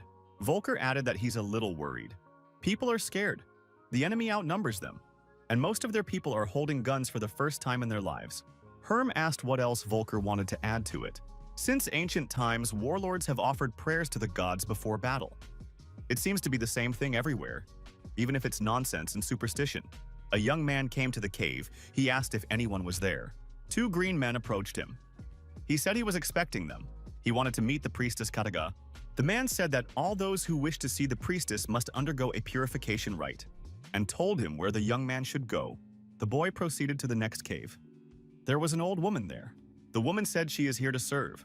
The waters of Marin purify the soul. It must be drunk twice. The boy thought that with Marin water it would be the same as last time, so he asked where he could get it. The woman said it was a gift from God. You have to fill a vessel with water that drips from the stones. The woman said the boy was impatient. The young man said he has a battle to fight, and he doesn't want it to start without him. The woman replied that most men try to avoid battles. The boy said that he was not one of the majority. The woman asked why this fight was so important to him. The young man replied that she would not understand. The woman said she would understand better than anyone else, because it is in the temple of Zaya, the goddess of war. The young man said this battle will determine his future. If he holds on to win, he can try to make a difference in the world. And if he gambles, he and his men will be killed. The young man drew water and asked if the amount was enough. The woman said he could drink. The guy took a drink and shriveled up. It tasted really nasty. The woman asked what exactly is the young man fighting for, if he is trying to make a difference in the world. The guy, pouring water into a glass, said he was fighting for justice. The woman said, the young man doesn't understand anything. Such things do not belong to the world. Peace itself is neutral. Justice for one is injustice for another. A solid circle that cannot end in any way but with blood. The young man remarked that this was strange reasoning for someone who served the god of war. Isn't her god bloodthirsty? The woman said that Zia only wants to bring the best into this world. Conflicts breed strong people. The boy said that the dead will not become strong. The woman replied that it was only for the winners. The guy asked if he said Zaya was insane. Would the woman take offense? The woman laughed in response. All gods are mad, she said. If they weren't, what would their world be like now? The young man asked what choice he had then. To run away. To exist as a worm. The woman said that the young man's heart is filled with rage. Because of this, he does not see the real enemy. The gods will never oppose him, for he is doing their will. The boy finished the water and turned the glass upside down. He made it clear that he wasn't going to drink anymore. The young man asked the Katagi priestess who he should fight. The woman replied that he wasn't that stupid. The woman laughed. She had an answer ready for the young man.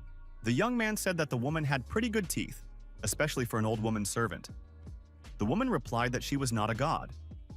The boy said, he doesn't care if she is a man or a god. He is ready to crush anyone in his path. The world that is made of blood, even after the changes, will be a world of blood and violence. What is the young man ready to choose? To resist the mad gods or to accept their will? The guy asked if she really thought he was a pawn in someone else's game. The woman asked the young man if he could prove otherwise. Herm said he'd had enough of this talk about faith.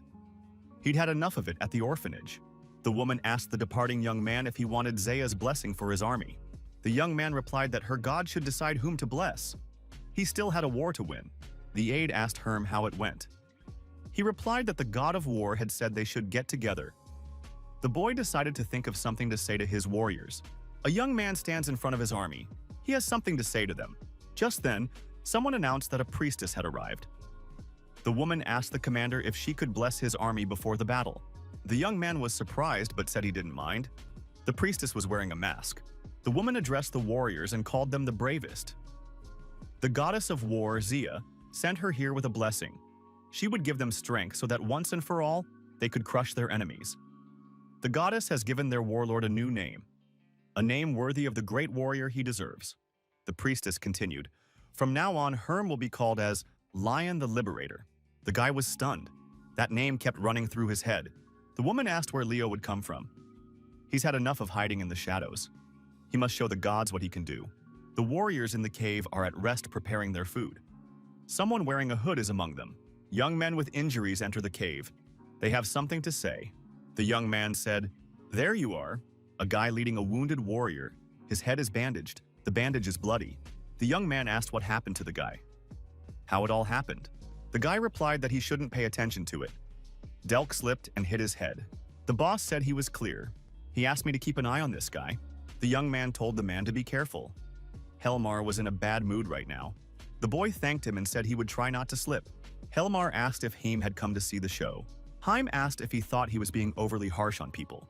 Helmar replied that it was only discipline, nothing more. The young man asked if he was being ignored too because of discipline. Helmar tried to explain something vaguely. It didn't work. He couldn't find the words. Haim said he didn't ask to be Virga's successor and asked what he should do now. Helmar shouted that the man could safely refuse and nothing would be done to him for it. Haim was afraid Virga wouldn't let it go that easily. Haim asked what Helmar would do in his place. Helmar remained silent. He knew the answer. Haim said, exactly, and don't make a big deal out of it. Haim said he didn't want to lose him. Helmar asked if he was suggesting that he disobey Virga's orders and not attack Herm. Haim shouted, stop acting like an idiot. They both know what he's talking about. Virga knows everything. Helmar replied, of course he knows everything. Why else would he have sent him here? All of Virga's orders are aimed at spreading him at his feet. If they win, their fighters will be scarred, and they won't be able to stand up to Virga. And if they lose, there will be none left. Haim said that Helmar should go to Virga and beg his forgiveness and swear allegiance to him. Helmar put his hand on Haim's head and said that 1 leader leads to success, and 2, to tragedy. Announced to have everyone ready, Helmar said, no matter what Haim and Virga thought. The scouts followed all of Herm's actions. Before noon, he would be defeated. Haim uttered 1 word. He said lion. Helmar asked him again what it was. Haim said his spies had learned that Herm now called himself Lion. A priestess from the temple of Zea blessed him last night and called him Lion the Liberator. Helmar laughed. That's some cheesy stuff. A lion liberator. Funny. Helmar said that Haim should warn his scouts to be careful. There might be other surprises waiting for them. Helmar added, may he be blessed by 100 gods. He doesn't care. Helmar is certain that his victory is inevitable. Haim asked if Helmar believed he would become one of the enlightened ones. Helmar interjected in response as to why Haim still refused to accept it.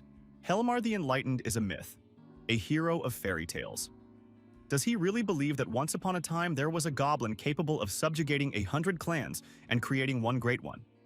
A goblin capable of conquering everyone in the great forests? Helmar said that nothing is impossible for the chosen of the gods. Haim asked. Then why he had left nothing behind? If he was so great and united everyone, why was there no trace of his greatness left? Helmar replied.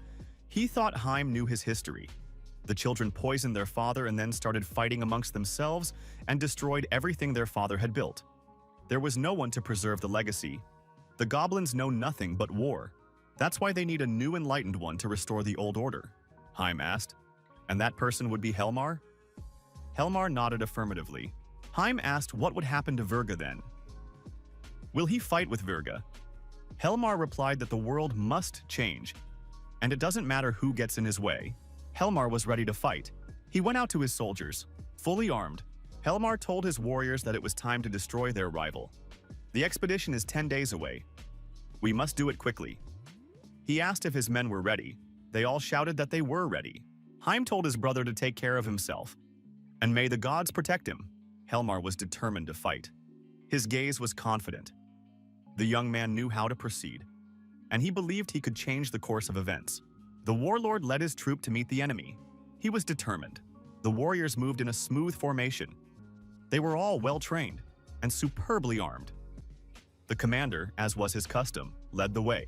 Helmar raised his hand and stopped the movement of the squad. The warriors obeyed the commander's will. The sentry told the boss that the enemy had built barricades in the far corner of the cave, a few hundred kilometers away, and drew a detailed diagram. Explanation from Professor Gorza. Killigs is a unit of measurement in the Goblin world. It is named after great ancient warriors who were about 2 meters tall. The warriors are preparing to repel the attack. They're standing in rows. They have barricades lined up. How many are there? Helmar questioned. Intelligence reported about 20. Helmar determined it had to be at least 30. We should listen to the other scouts. Helmar noticed that this part of the cave was completely blocked off, with only a bunch of old men and children in the houses around the edges. Let them hide there like rats? The commander said that's great. They just need witnesses to tell the others what's going to happen today. Someone shouted to the boss to look behind him. Helmar looked back. The scout was standing beside him. There was another subdivision on the upland behind. Who it could have been. Everyone shouted that it was Virga. Virga and his troop, fully armed and alert, watched from the high ground. One of the warriors asked why he was here. It was explained to him that he was here to make sure they would definitely win. The deputy asked Helmar, why not have Herm join? The commander said it's a great idea. We need to find another 300 skilled fighters. It'll be a fair fight. The warriors eyed Virga's squad warily. They began to suspect something. Helmar asked what was wrong with their faces. Virga had come to see them win. Did they really think they could lose to a few dirty diggers? The soldiers smiled. It was the commander's phrase that gave them hope. They said they believed in their victory. The soldiers raised their weapons up and gave a friendly shout. They believed in their victory. Helmar said that was better, and called on everyone to show Virga what they were worth. The warlord was ready to tear his enemies apart. Volker told the commander that the enemy had stopped advancing. Herm said he could see everything. Then it's time to start negotiating. Volker asked if the commander would really go there. Herm replied, why not? After all, it is a tradition. Volker stated that this is a waste of time. The enemy can launch an attack at any moment. Herm said if Volker ever wants to be a leader, he needs to remember one thing. Warriors are won and lost long before they start. One should always keep that in mind. Through negotiation, you can increase the chance of success. Volker asked in what way. Herm said he would provoke the enemy.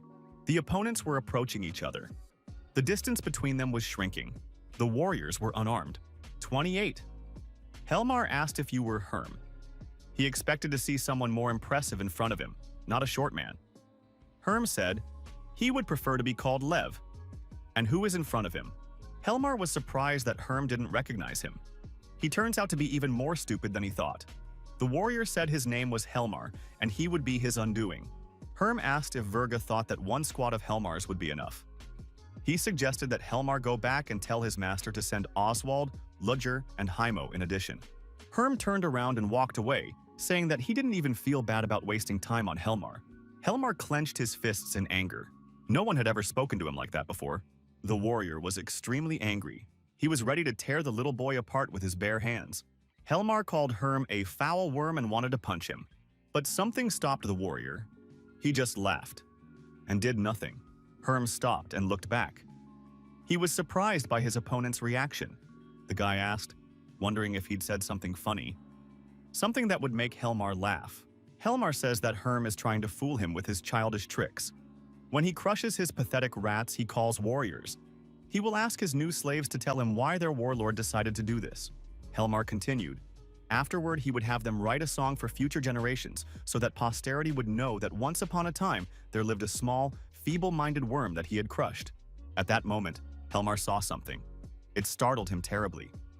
Fear appeared in his eyes. Opposite him stood Herm, a short young man.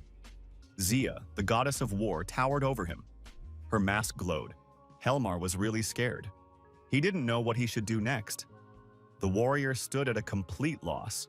Herm left and told Helmar to pray to his god for forgiveness. Because he wouldn't get forgiveness from Herm, Helmar, sad and pensive, returned to his squad. The aide asked the boss how things were going. Helmar wondered what it could be, what he saw. Then the warrior decided he was just imagining it all. Helmar announced that he would reward anyone who brought him the head of this short man. Helmar commanded, "Attack." Herm silently watched the events unfold. He realized that a clash was inevitable. The warriors prepared their weapons for battle. The sharpened blades glittered. To repel the attack, spears were pointed in the direction of the enemy. Everyone was extremely attentive. The distance between the rivals was shrinking. Herm's squad held the defense. Positioned behind the barricade, Helmar's warriors were on the attack. Helmar commanded, "Let's go." The first one to break through the barrier will receive 20 merits from him. Helmar's shield was hit by a projectile from a sling. It was quite unexpected. The warrior wondered what it was. He clearly hadn't expected it. The projectiles from the slingshot continued to fly, striking his opponent. Helmar had not expected such a thing from his enemy. The warrior cried out in desperation. He had to do something. His squad was taking casualties. The balance of power on the battlefield immediately shifted against him. Herm towered over his squad. He stood on a barrel and silently watched the situation unfold. Helmar realized he had to act. He must lead the attack. His warriors would support their commander. Helmar shouted for everyone to follow him immediately. The warriors thought the enemy only had slingshots. There's no need to slow down. Helmar ran ahead of everyone. He shouted that the enemy must be destroyed. The deputy told Herm they seemed to have pissed them off. Herm continued, standing on the barrel, to observe the events. The young man got off the barrel and said, "Okay." The commander told Volker to tell the slingers to fall back when they ran out of ammunition. The buccaneers should defend the barrier as long as they can. The guy said it was time to start the next phase. He had a multi-pronged operation prepared. Helmar thought with anger. Did the enemy really think some ironclads would stop them? Helmar shouted to his squad to spare their enemies. They didn't want prisoners. That's all Helmar's warriors needed. Their blood was pumping through their veins. They were not going to spare anyone. Wielding axes, Helmar's squad began to tear down the barricade. The wood cracked and splintered into small splinters. The rivals could look each other in the eye. The German warriors, protected by their wooden armor, began to scatter in fear. The opponent yelled for them to come back, because it's time for his dinner. Something caught the warrior's attention. He looked closely. He had a piece of rope in his hand, smeared with something. The warrior wondered what it could be. Herm was standing in front of him with a lit torch. He wasn't going anywhere. The aide told Helmar that Verga was watching them, and they must not retreat. Verga and his troop stood a little farther away. They watched the battle from the high ground. Gilmar thought, let him enjoy it while he can. Soon it would be his turn. Gilmar looked back at some sound. What's that? He thought. Gilmar didn't believe it. There was an explosion. How could this have happened? His eyes once again filled with horror. The barricades exploded and caught fire. His warriors were engulfed in flames. They ran out of the flames screaming. Gilmar shouted that this could not be. He had lost his warriors in an instant. The aide looked at his commander. There was despair in his eyes. He didn't know what to do. The deputy asked his boss what they should do. Verga continued to watch the fighting in cold blood. The fire was burning in front of his eyes. And he saw Helmar's warriors dying. Oswald said that they had missed their chance. Luger told him not to jump to conclusions. The boys are already carrying water and blankets from the houses. Sooner or later, Gilmar will get through the barrier. Oswald told Luger that no one would be saved. The warriors on the outside were carefully observing what was happening on the battlefield. The young man didn't realize it was still happening, where it came from. Someone said that the army of Cancer had appeared. Rack and his squad, armed from head to toe, watched too as events unfolded. The warrior said he'd kill anyone who tried to escape. It's like a rat hole. The warrior offered a 20 on the short guy winning. His co-worker says he's terrible. Their brothers are in danger and he offers to place bets. Warrior said Heim is the only one who doesn't believe in them. Oswald said he'd put a 20 on Gilmar. Someone else bet a 20. Gilmar's unit continued to advance. The aide reported to Gilmar that they had taken furniture from the houses. The commander told them to use it as shields. Because the enemy still had ammunition, the lieutenant shouted, needing to think of something to break through the barrier. Gilmar called the opponents insignificant. All they know how to do is hide behind fortifications. Herm asked what their casualties were. Volker reported, 2 dead, 5 wounded. Gilmar lost almost a quarter of his men during the assault. That's why they're still holding up just fine, although they still can't fight back in the open. Volker said people are worried about Cancer. Herm asked me to tell you to worry about what's going on up front. The thing to worry about with Cancer is when they lose. But it's not like they're going to lose. Herm said for Volker to keep the signal horn at the ready and act on command. Gilmar's warriors created shields that they used to hide from slingshots. Gilmar ordered everyone to raise their shields. They were about to reenact the attack. One of the warriors said that the enemy was beginning to scatter. They were afraid. Herm's warriors threw down the slingshot and began a chaotic retreat. Gilmar laughed. So much for showing their rat-like nature, and ordered them all destroyed, and the sooner the better. Gilmar's squad approached the Herm warriors, hiding behind their shields. Volker shouted that the enemy was coming. And we need to be more careful. Herm said he sees everything, and asked Volker if he knew the difference between a good leader and a great leader. Volker expectedly said he didn't know. He didn't feel like having this discussion right now. Herm said a good leader always makes decisions based on previous mistakes. Gilmar's warriors were getting closer and closer by the second. A great leader, looking at the situation from all sides, finished the young man. Gilmar was already celebrating his victory and approaching his opponent. Suddenly, Gilmar noticed that all his warriors began to stumble, fall, and stop. Gilmar himself screamed. A terrible pain appeared in the warlord's feet. He stepped on something, and the pain appeared in both feet. The warrior stopped and looked at his feet. The feet were bleeding. The warlord pulled a huge thorn out of his leg. It was covered in blood. His legs hurt so much that it was impossible to go any further. Gilmar shouted. Some of the warriors said they were in trouble. Gilmar shouted that he understood all that himself. There was no need to talk about it. The deputy said he was talking about something else. Look at the shacks. Another army was coming out of the shacks. They were still hiding there, and they were all armed. Gilmar's warriors were now surrounded. They had to escape at once. The soldiers urgently created a defensive structure out of shields and hid inside it. Gilmar's warriors hid inside the pyramid they had created. Outside, rocks and spears flew at them. They were surrounded. The ring around them was shrinking. Gilmar's soldiers had nowhere to go. They were completely besieged. It was as if they were in a small fortress. Verga continued to watch this fight in silence. Ludger said it looked like his bet had played out. Heimo stated that Gilmar is trapped. If he took some fighters, he could help him. Ludger said Gilmar lost the battle. Then he will die. There's no reason to save him. Heima said that Gilmar is their brother, and they should definitely help him. How can Ludger say that? Oswald told everyone to be quiet and asked Verga what they should do now. Gilmar, under the cover of the shields, wondered how this short man had gotten so many men. Someone said they saw Pog's wife. Gilmar was surprised and asked where she was. The warrior pointed in the direction and said she was standing with a red ribbon in her hand. And indeed, there stood a girl with a red bandage on her arm. There was hatred in her eyes. And there was also Karnek's father and sister Morna. The warrior thought he knew almost all of these people. Hem thought the kid was a few guys short of a full army, so he asked to save the families of those Gilmar was feuding with. And that's actually a lot of people. Some evil ant could put Gilmar down too. Rogue said Gilmar isn't dead yet. Hem said it won't be long now. He's already trapped. Rock said there's nothing more dangerous than a cornered beast. Gilmar's warriors noticed the lion approaching their fortress. The young man was unarmed. Why is he doing this? The commander, wearing a protective helmet, walked leisurely toward Gilmar's squad besieged beneath the protective structure. Gilmar didn't understand what the young man wanted from him. The lion was clearly coming to talk to Gilmar. Gilmar decided that this guy likes to talk. As soon as he gets close, he'll give the signal. After that, we have to break through and kill him. Gilmar looked out from his hiding place and said that the short man had decided to mess with them. In any case, he listened to what this warlord had to say. Lev said he wasn't here to talk to Gilmar. Gilmar wondered why he'd come here then. Lev said he came to talk to his people, and he hoped everyone would hear him. The young man raised his hand and shouted for everyone to listen to him. The boys said it wasn't their fight. Gilmar's warriors looked at each other. What does he mean? The lion continued. The rich men force them to wage war on each other.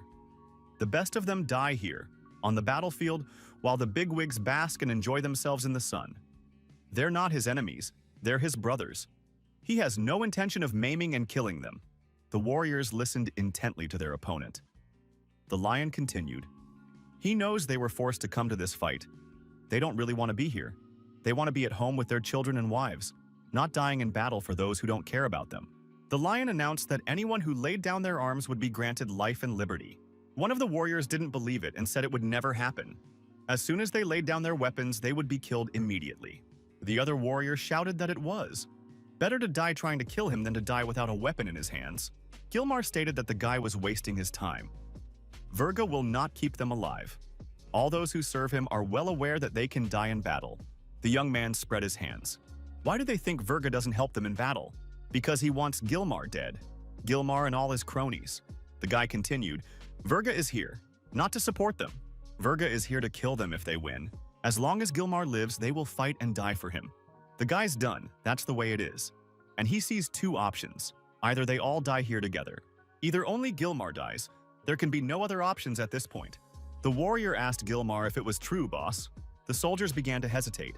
They said that Virga would kill them all if they didn't kill Gilmar. Maybe Virga only wants Gilmar. What should they do now? Gilmar was frightened. He said he would never do such a thing. The commander said he always did everything for his soldiers. Lev corrected him and said that Gilmar had always done things for his own sake. Gilmar realized it was a dead end. Gilmar had nothing to lose. He said the boy was a scoundrel, and he was going to come out from behind his defenses. Gilmar took a step into unprotected territory. There was hopelessness, despair, hatred in his eyes. Gilmar didn't get far. The spear pierced through his body. The warrior screamed in pain. Someone told the boss not to take offense at him. He has kids. And everyone started saying it was all Gilmar's fault. The commander was still holding his weapon. He could not believe that his soldiers had betrayed him. Gilmar turned toward his soldiers and shouted that they were traitors. And he was going to kill them all himself. Gilmar cried out loudly in despair. That's what he felt he could do to him. Gilmar remembered the day he had first met Virga, when he was just a child. Gilmar asked for forgiveness. The commander was dying, with many spears in his body. One of the warriors was about to cut off his head.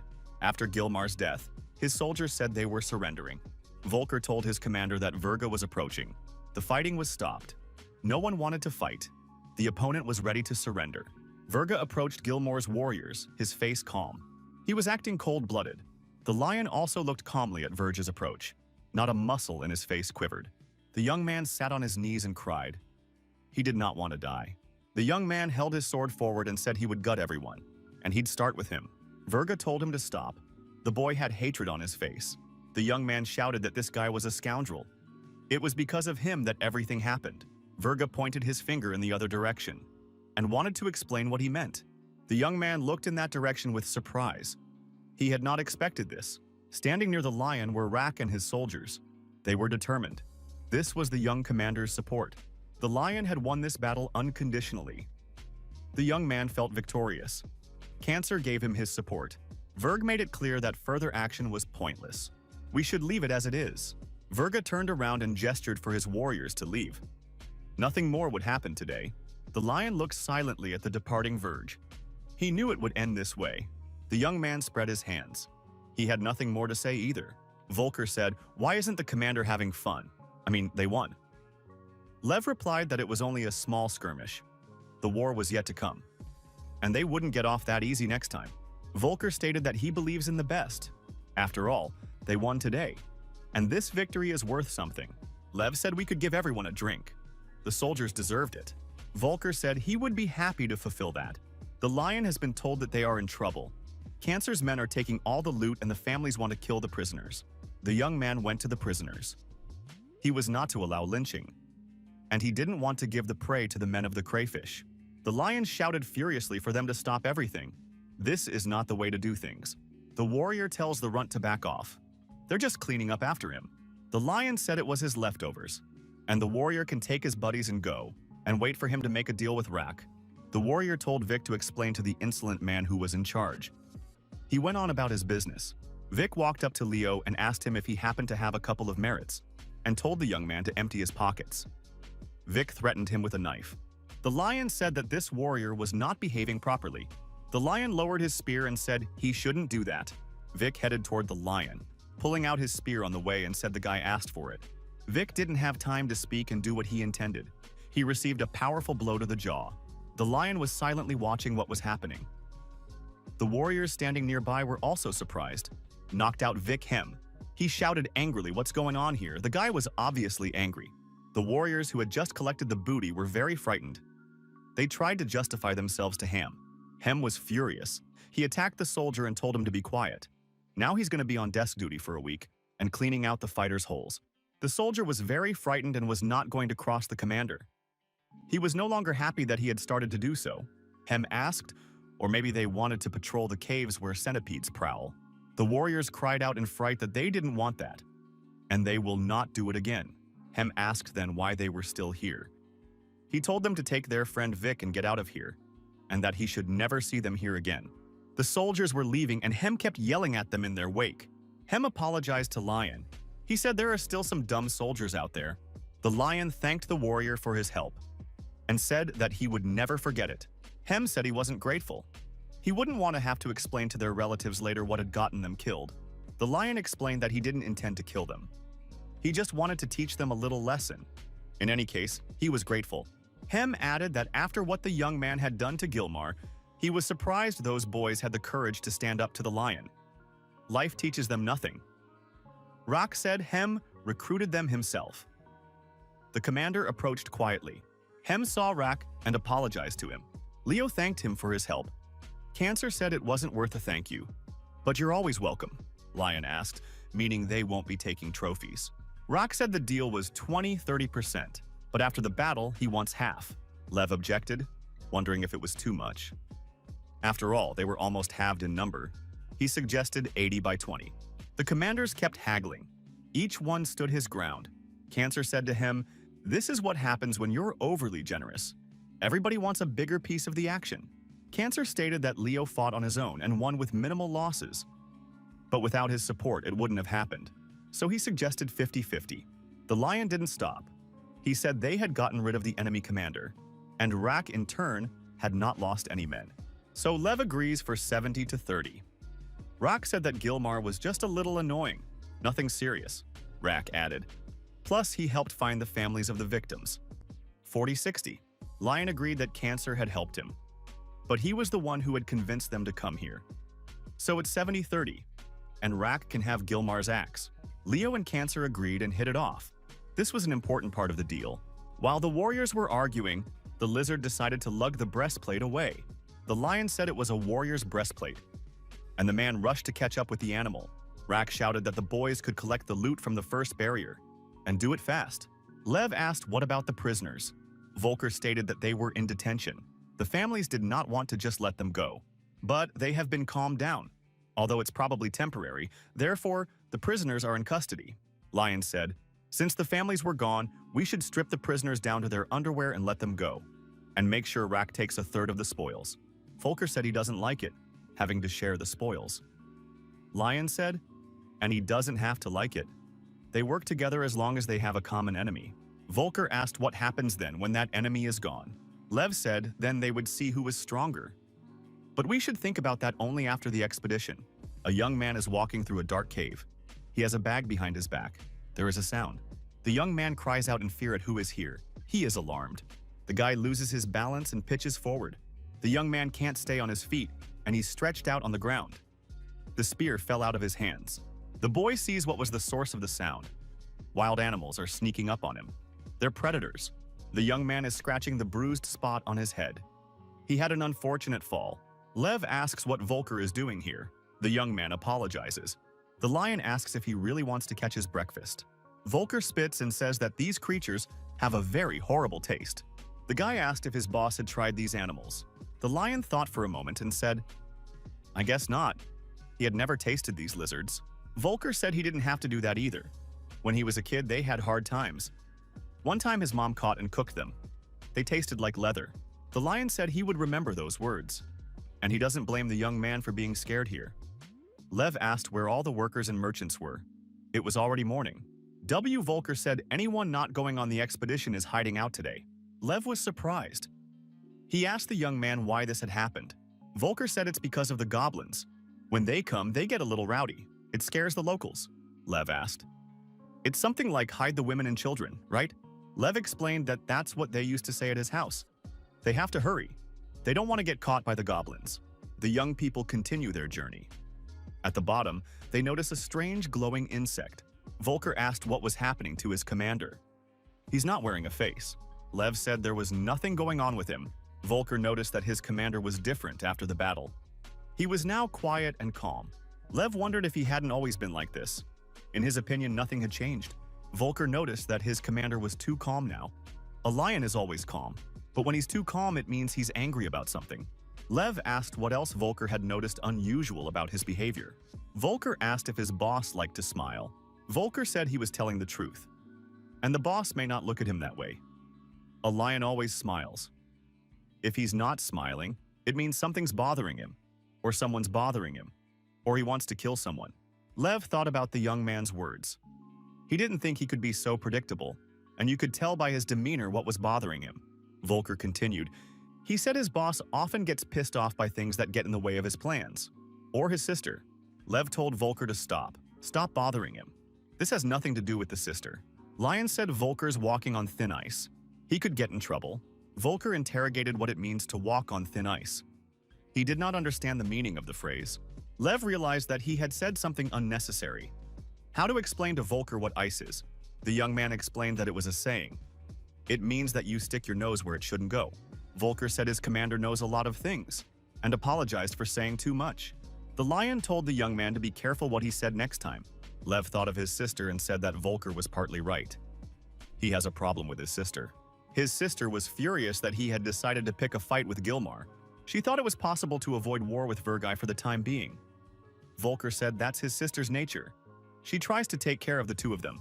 Leo has spent merit on outfits for the entire staff. For his sister, it's not easy. Plus, prices are going up every day. Because the outside supply is down. That's what his informants told him. Someone is interfering with the transportation of food. And that could be a big problem for the Cancer and Virga groups. And for the Leo group too. Because there could be problems with food. If prices go up, it will be hard to keep things under control. Volker said if Leo grew up with his sister, they could surely have other problems. Lev said her fan could be a problem. Volker asked which suitor we were talking about. The lion explained that it was a cake, a carefree guy from the Minders. Volker asked if he really liked her. Lev recalled.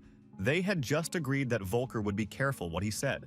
The boy came to his senses and shouted, "So true, sir." He would be more careful what he said from now on. Lev continued. That guy cares about his sister, although he tries his best to hide it. But he's often too emotional. He thinks his actions could hurt his sister. Volker inquired. And what the young man says at times like this. Lev said that this guy at times like this says that her brother is just another thug who dishonors the name of the Greyborn. And it would be better for him to die because he is like a leech sucking on his sister and does not let her live in peace. Volker offered to help the young man. When he gets back, he'll round up some guys, they'll put on masks, and they'll pick this guy up. No one will recognize them. Lev looked at the wolfman. What the hell was he thinking? Where did he get that idea from? The boss said Volker shouldn't be doing this sort of thing. Volker persisted and said maybe that guy should fix his face a little, just to be sure. Leo said he appreciated the young man's enthusiasm and bright impulses to defend his honor, but it was best to leave him alone. Lion continued, that guy actually has good intentions, and the overseer looking after his sister makes him feel better. If something happens to him, he'll know his sister is safe.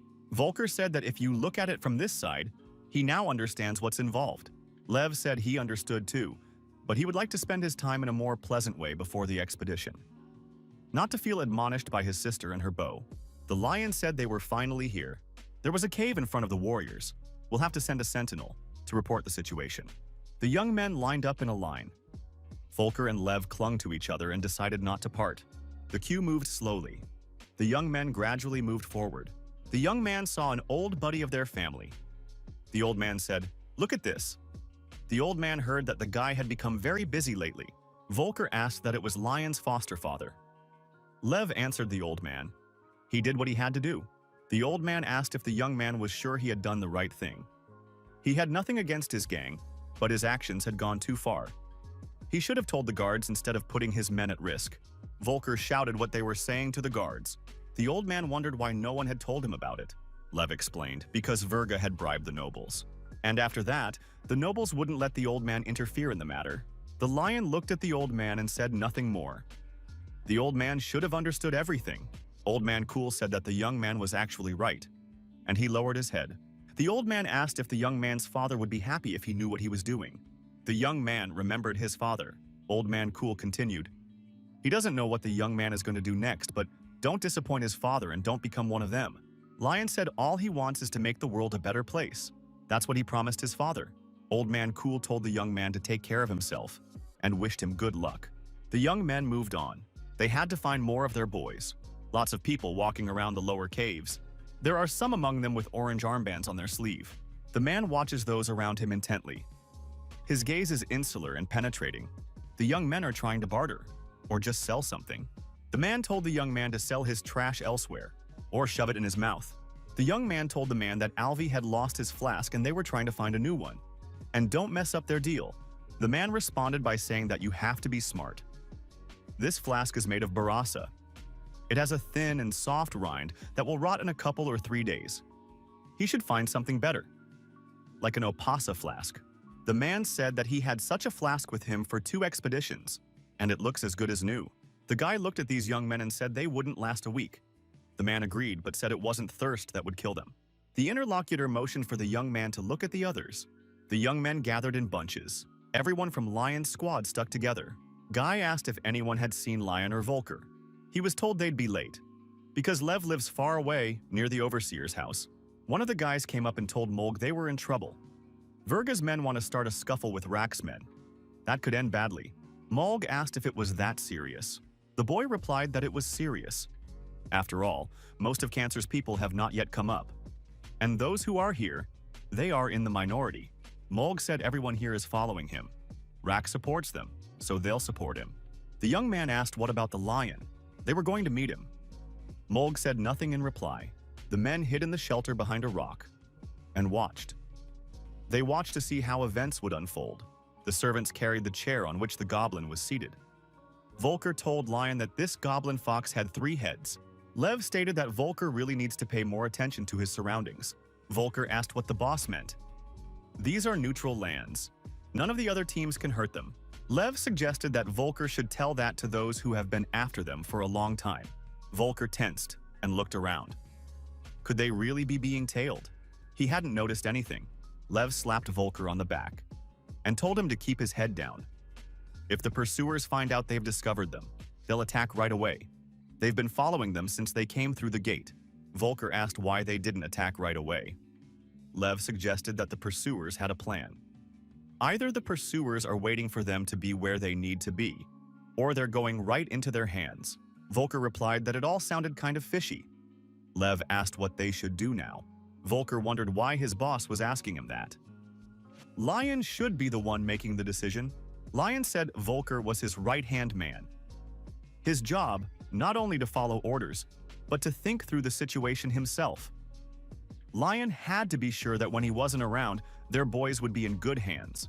Lev said to let Volker order what they should do in such a situation. The young man began to panic. How could he give orders? He had never given an order. It's not in his purview, especially since the boss is around. Lion said 4 behind them. 3 on the right, 3 more on the left. Those are the ones he saw. They're using basic tracking tactics. True, there could be a lot more up ahead. Volker panicked even more. Why are there so many of them? Lev told Volker to keep calm. Breathe deeply and think. That this was just a practice assignment. Volker followed his boss's advice. He started taking deep breaths in and out and repeating, "Calm, just calm." The boy began to listen. He held his breath. The young man suggested that the boss follow him. He had a plan. The young men began to make their way forward through the crowd. They tried to stay close to each other. Volker stepped closer to the goblin who was moving around in a chair. The young men tried to hide between the porters who were hauling large crates. Volker asked if Lion could see the pursuers. The boss said it looked like they had fallen behind. They didn't risk attacking them. After all, the boys had mingled with the Goblin caravan. Lion thanked Volker for a great job. Volker asked if they were heading in the right direction. Lion replied that when they got closer to the assembly point, they could run to it faster in case of an emergency.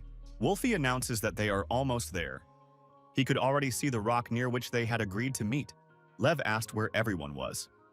He does not see anyone. There was no one near the stone.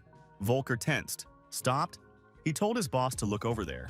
The young men were surrounded by armed robbers with guns in their hands. They wore masks on their faces so that no one would recognize them. There was a guy standing on the dais with a sword in his hand.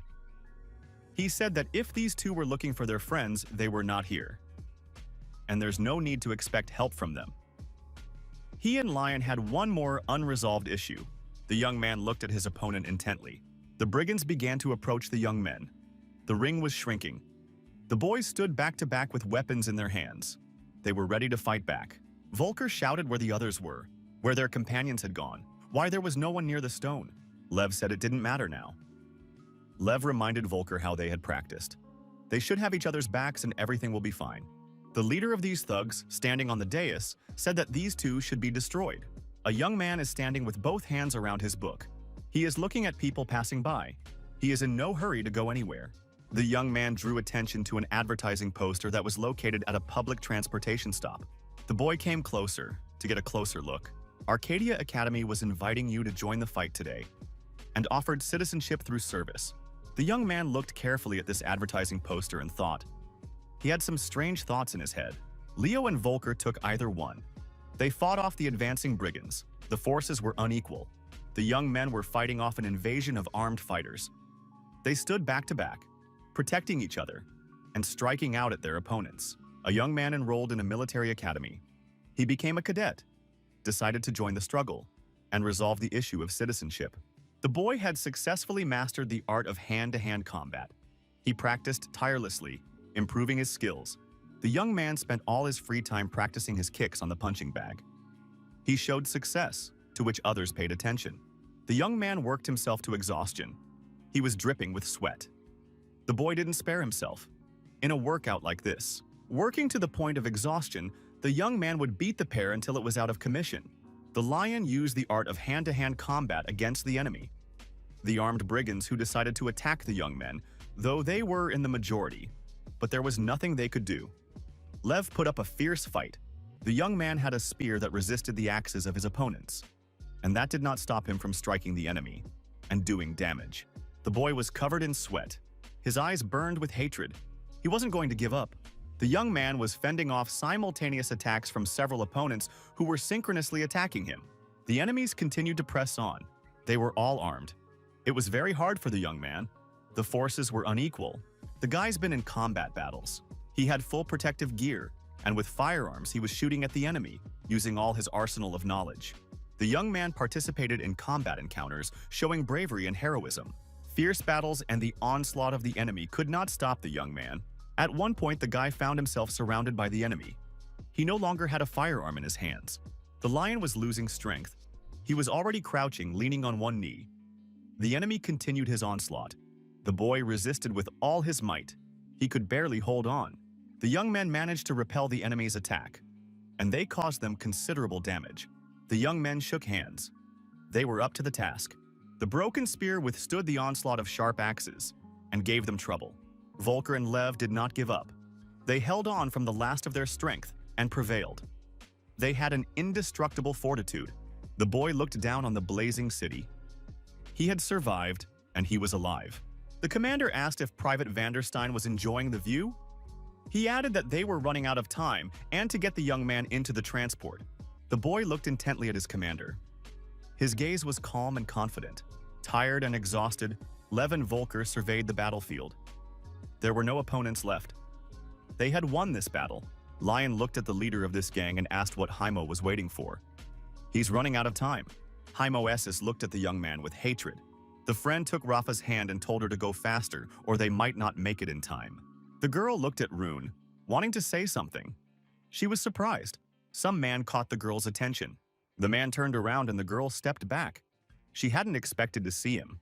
Rafa asked what he was staring at and told him to mind his own business. The man looked sternly at the girl but said nothing.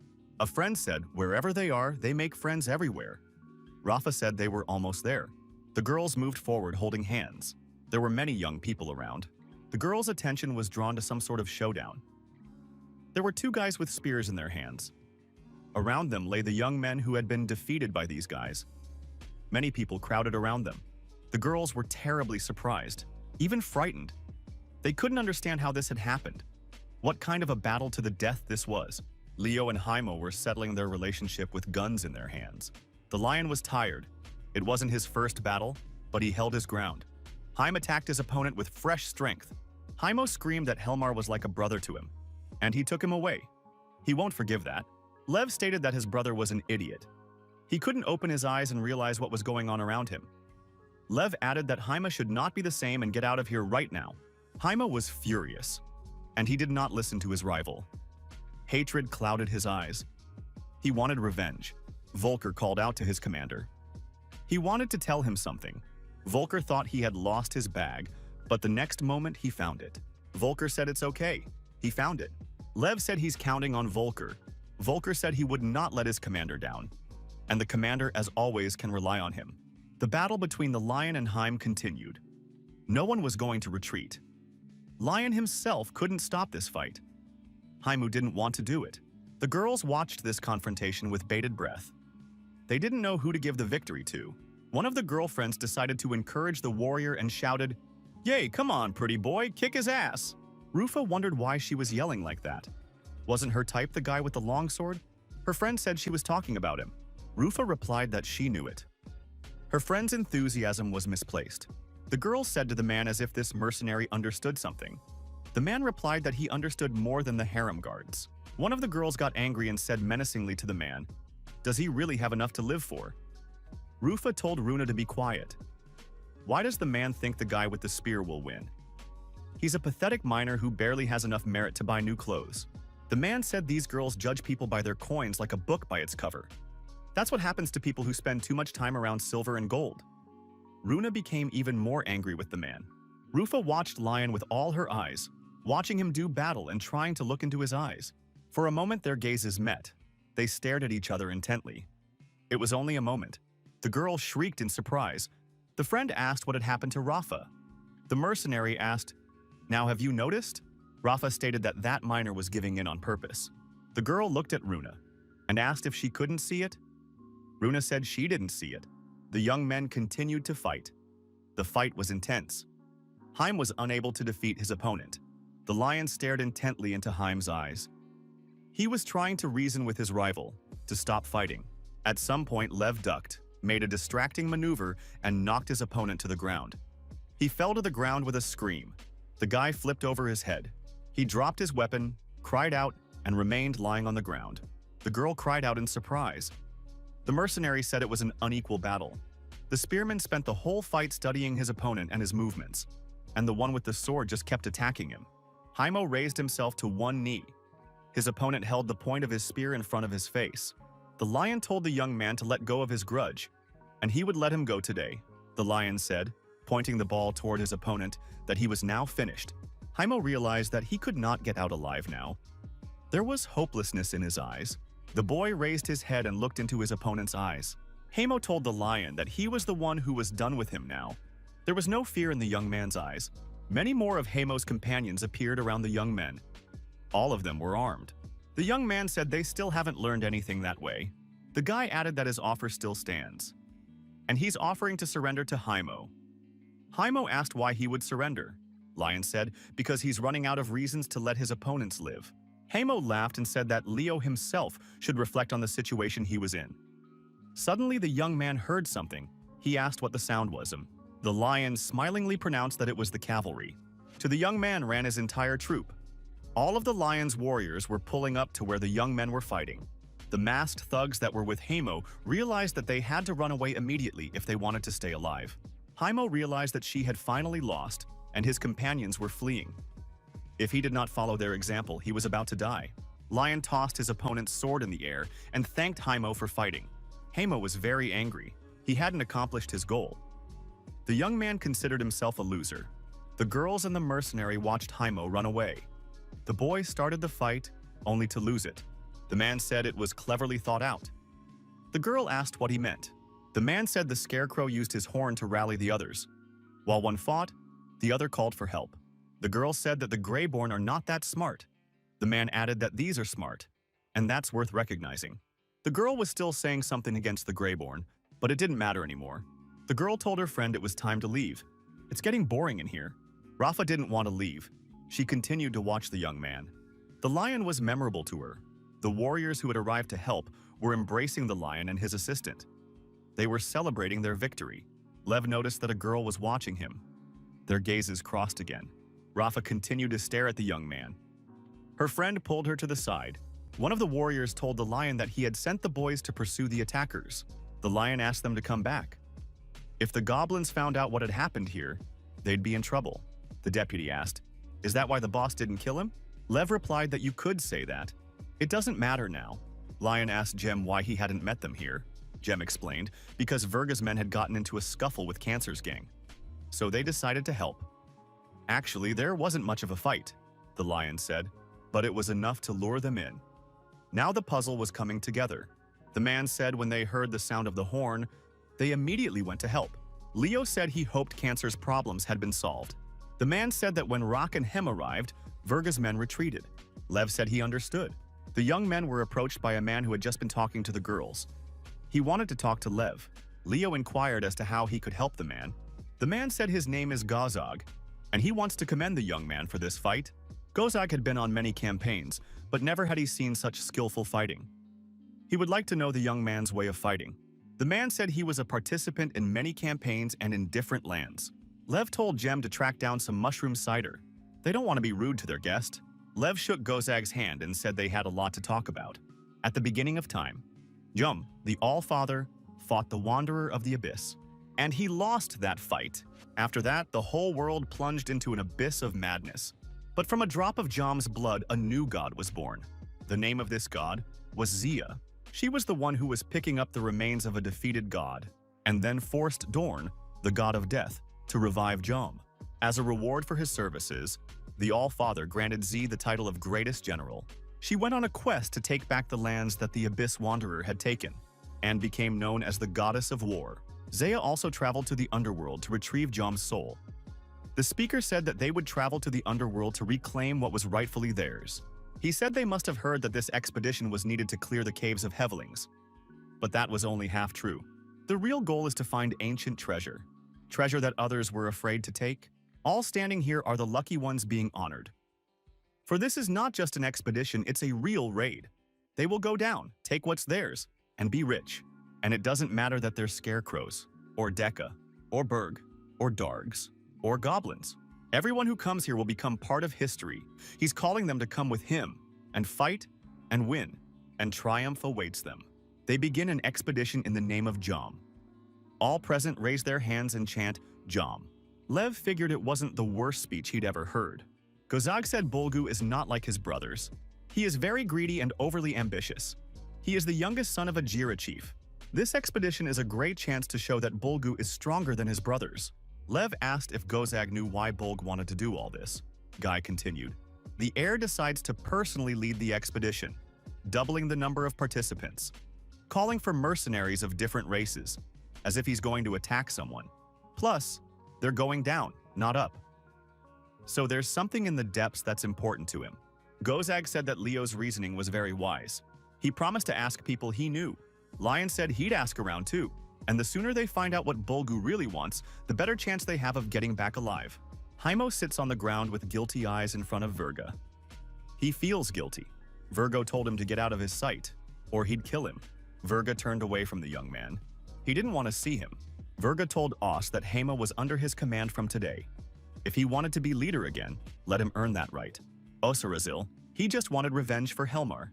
Verga cried out. What if he had succeeded? What if Bolgu had found out about all this? How many heads would have flown if the Prince of Dajira had demanded atonement? How many more men he would have lost? Verga said he understands what Oz is feeling right now, and he shares those feelings. But now is not the time. Oz asked his boss when that time would come. What are they waiting for? Virga replied that the dungeon was large and much was hidden in its depths. The boss said to be patient. Their time would come soon. Professor Gorza talks about the classification of goblinoids. In the world where she and Lion live, there are several major races, including goblinoids. After the Ainshard Empire collapsed into numerous wrecks, tribes founded by descendants of Ainshard began to appear. This is how the goblinoids came to be. The Dargs, the most advanced goblinoids. They were traders, warriors, and navigators. But at some point they were conquered by the human republic of Brizalum. Then there is the Deka race. They are powerful warriors, horsemen, and mercenaries, known throughout the lands for their nobility during battle. Although the Deka are goblinoids, they were not part of the Empire. Goblin tribes are the most common race of goblinoids. They spend all their free time fighting internecine wars. The strongest tribe is the Jira tribe, which has subjugated the Scarecrow. There's also a race called the Beburga. They are known as excellent hunters and trackers.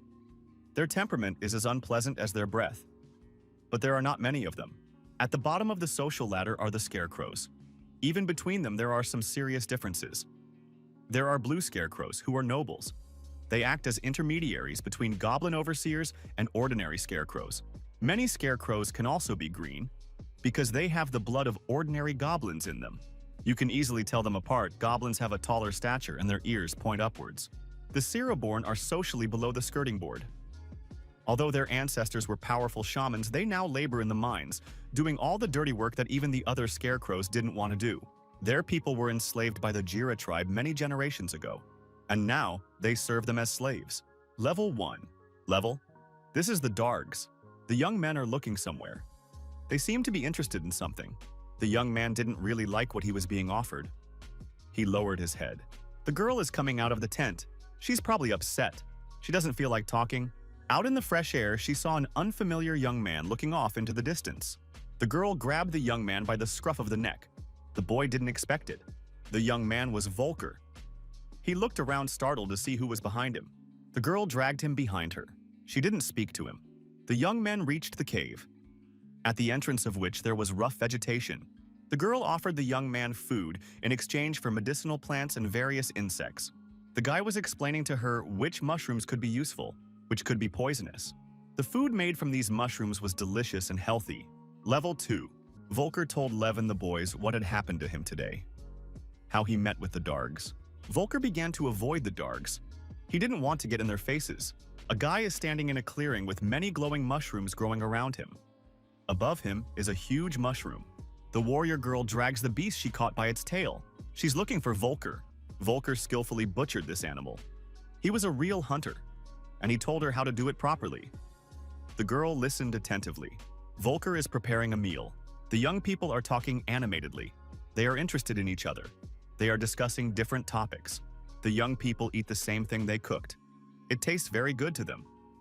The warrior girl enjoys the food she has not yet tasted. They are developing romantic feelings. Level 3. The young man is probably telling the girl how his childhood was. The girl listens to him with interest. Everything the young man tells her seems unbelievable. A young man decides to catch an animal he ate as a child. The girl helps him. It's fascinating. Following the animal, they came to the den of these beasts. The girl drew her sword. She was ready to destroy them. The guy cooked this beast and offered the girl to try it. She didn't like it. She had never tasted such nastiness before. The girl realized how hard it had been for the boy as a child. A girl takes a bath in a hot spring. The guy delicately turned away so as not to peek at her.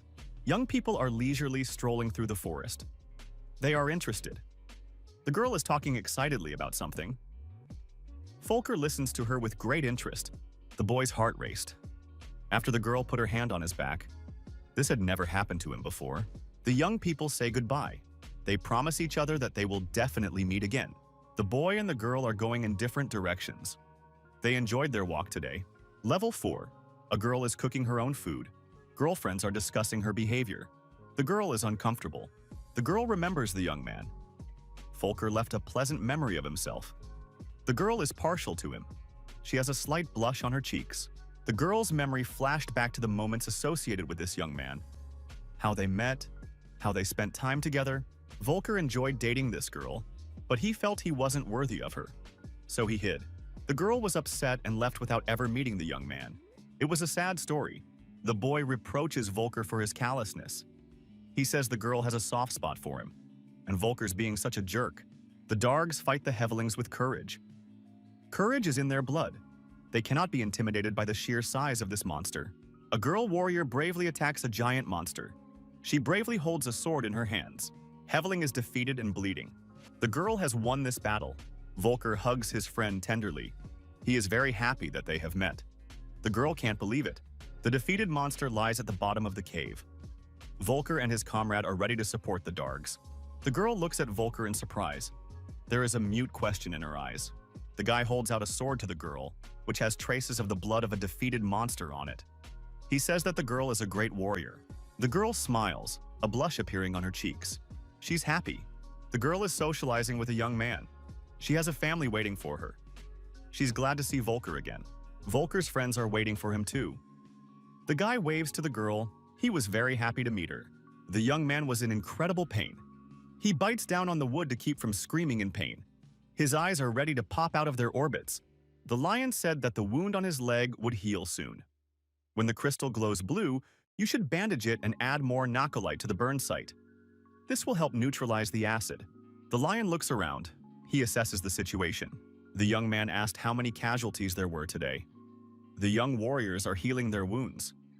Defeated and dismembered Hevelings lay nearby. Volker said he asked the healers to come, but they refused. They said they didn't have to take care of the Greyborn, only if the nobles asked. Lion said, 2 months, 4 levels, and over 100 dead. Old men play them like soldiers on a battlefield. Some things never change. The young warrior remained displeased. The lion did not like this state of affairs, and this attitude towards him and his squad. Volker said the overseers ordered them to start collecting the loot. They said, so they wouldn't waste any more time on the wounded. The lion stood staring thoughtfully at one point. Injustice again. Who would take care of the wounded then? The young man asked if it was definitely time to collect the treasure. The lad had long wondered why the goblins had sent the scarecrows into the mines, for they were weak and not adapted to life in caves. Eventually, the young man learned that it was because of the crystals the scarecrows used for lighting. The surface races use them for magic, but there's a catch. For creatures not adapted to magic, these crystals will be poisonous when touched, but not to scarecrows. With an innate talent for magic, they can hold those toxic crystals and not worry about a thing. It all turns out that they are now working in the mines where Jira's tribe sent them. The crystals had to be made safe for others. This process is difficult and expensive. There's a new way, inexpensive. In early expeditions, it was discovered that the Hevelings were able to naturally process not only metal ore, but also luminous crystals, making them safe and suitable for building their hives. Since then, expeditions have been made in the name of cleansing the minds of monsters. But in reality, it was all about collecting those very crystals. Originally, the Hevelings were kept apart. But after the Great Hunt, everything changed. Now they and the Greyborn kill each other on sight. Now each of these specimens is worth more than a dozen Greyborn lives. Hem complains that he's getting sick of him. Rak walks on in silence. Lev asked Rak and Hem how bad it was. The young man sensed the reality of the situation. Hem said they lost 10 tough guys. Rak added, they died because they were in a hurry. Even a kid could have spotted the ambush if they had scouted the area properly. Hem says he can't understand why they're here.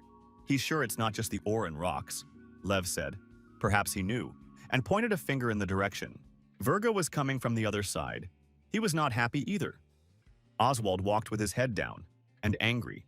Rak looked at Virga. He didn't want to meet him. The warrior gripped his axe tighter in his hand. Hem looked toward Virga with hatred. Rak said, he knows how Hem feels. We can't forget that there is a truce right now.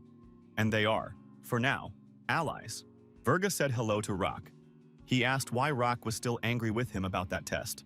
After all, it had been years. Rak said he turned his best friend on him, and he had to be killed. Virga said that Rak hadn't learned anything that way.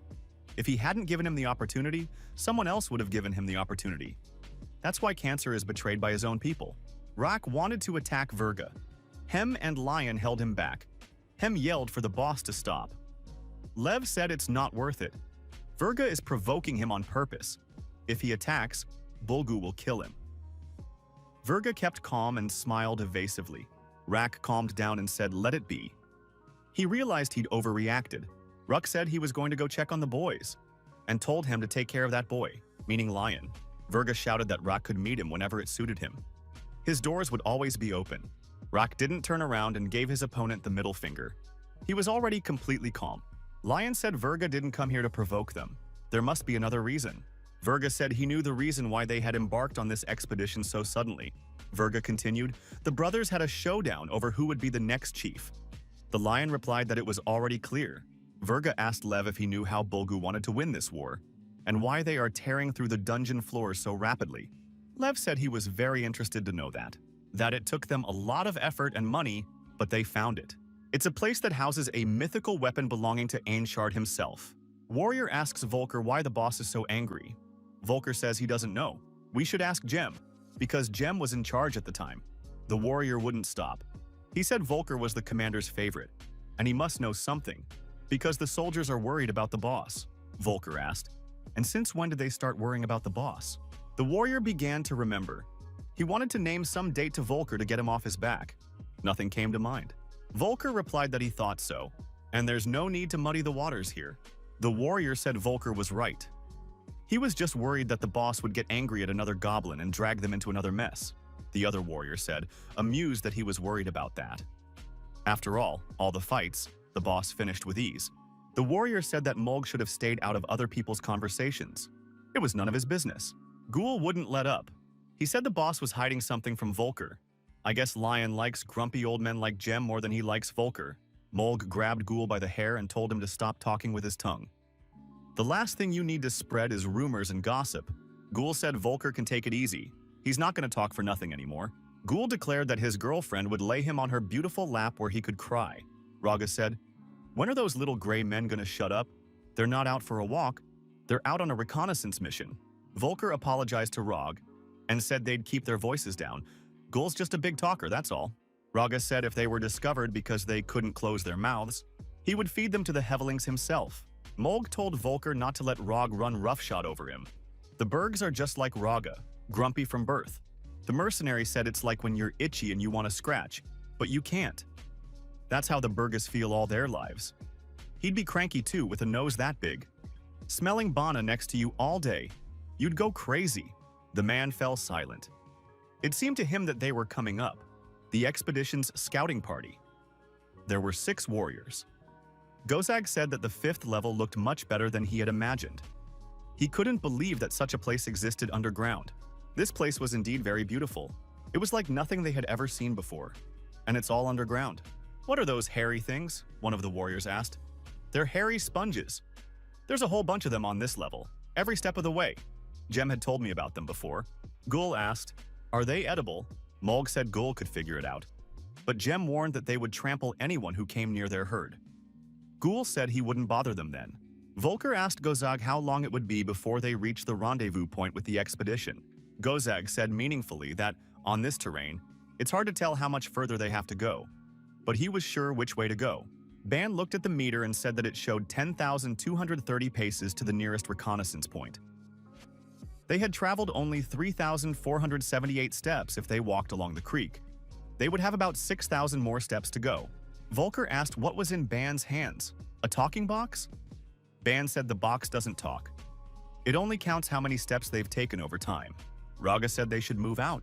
Volker asked Ban where he got the box from. He was curious about everything. Ban replied that he had gotten it when he was fighting pink-skinned men in the east. He had taken it from a certain druid. Volker repeated, pink-skinned. Druids. Tried to memorize. Ban wondered if he didn't know. That's right, his tribe never left this cave. Volker said it's no big deal. He doesn't know much yet. Bun said it was a big problem. How can he live in this filth for so long? With no sun and no sky? There are holes in the cave. Volker said he didn't know what he was talking about.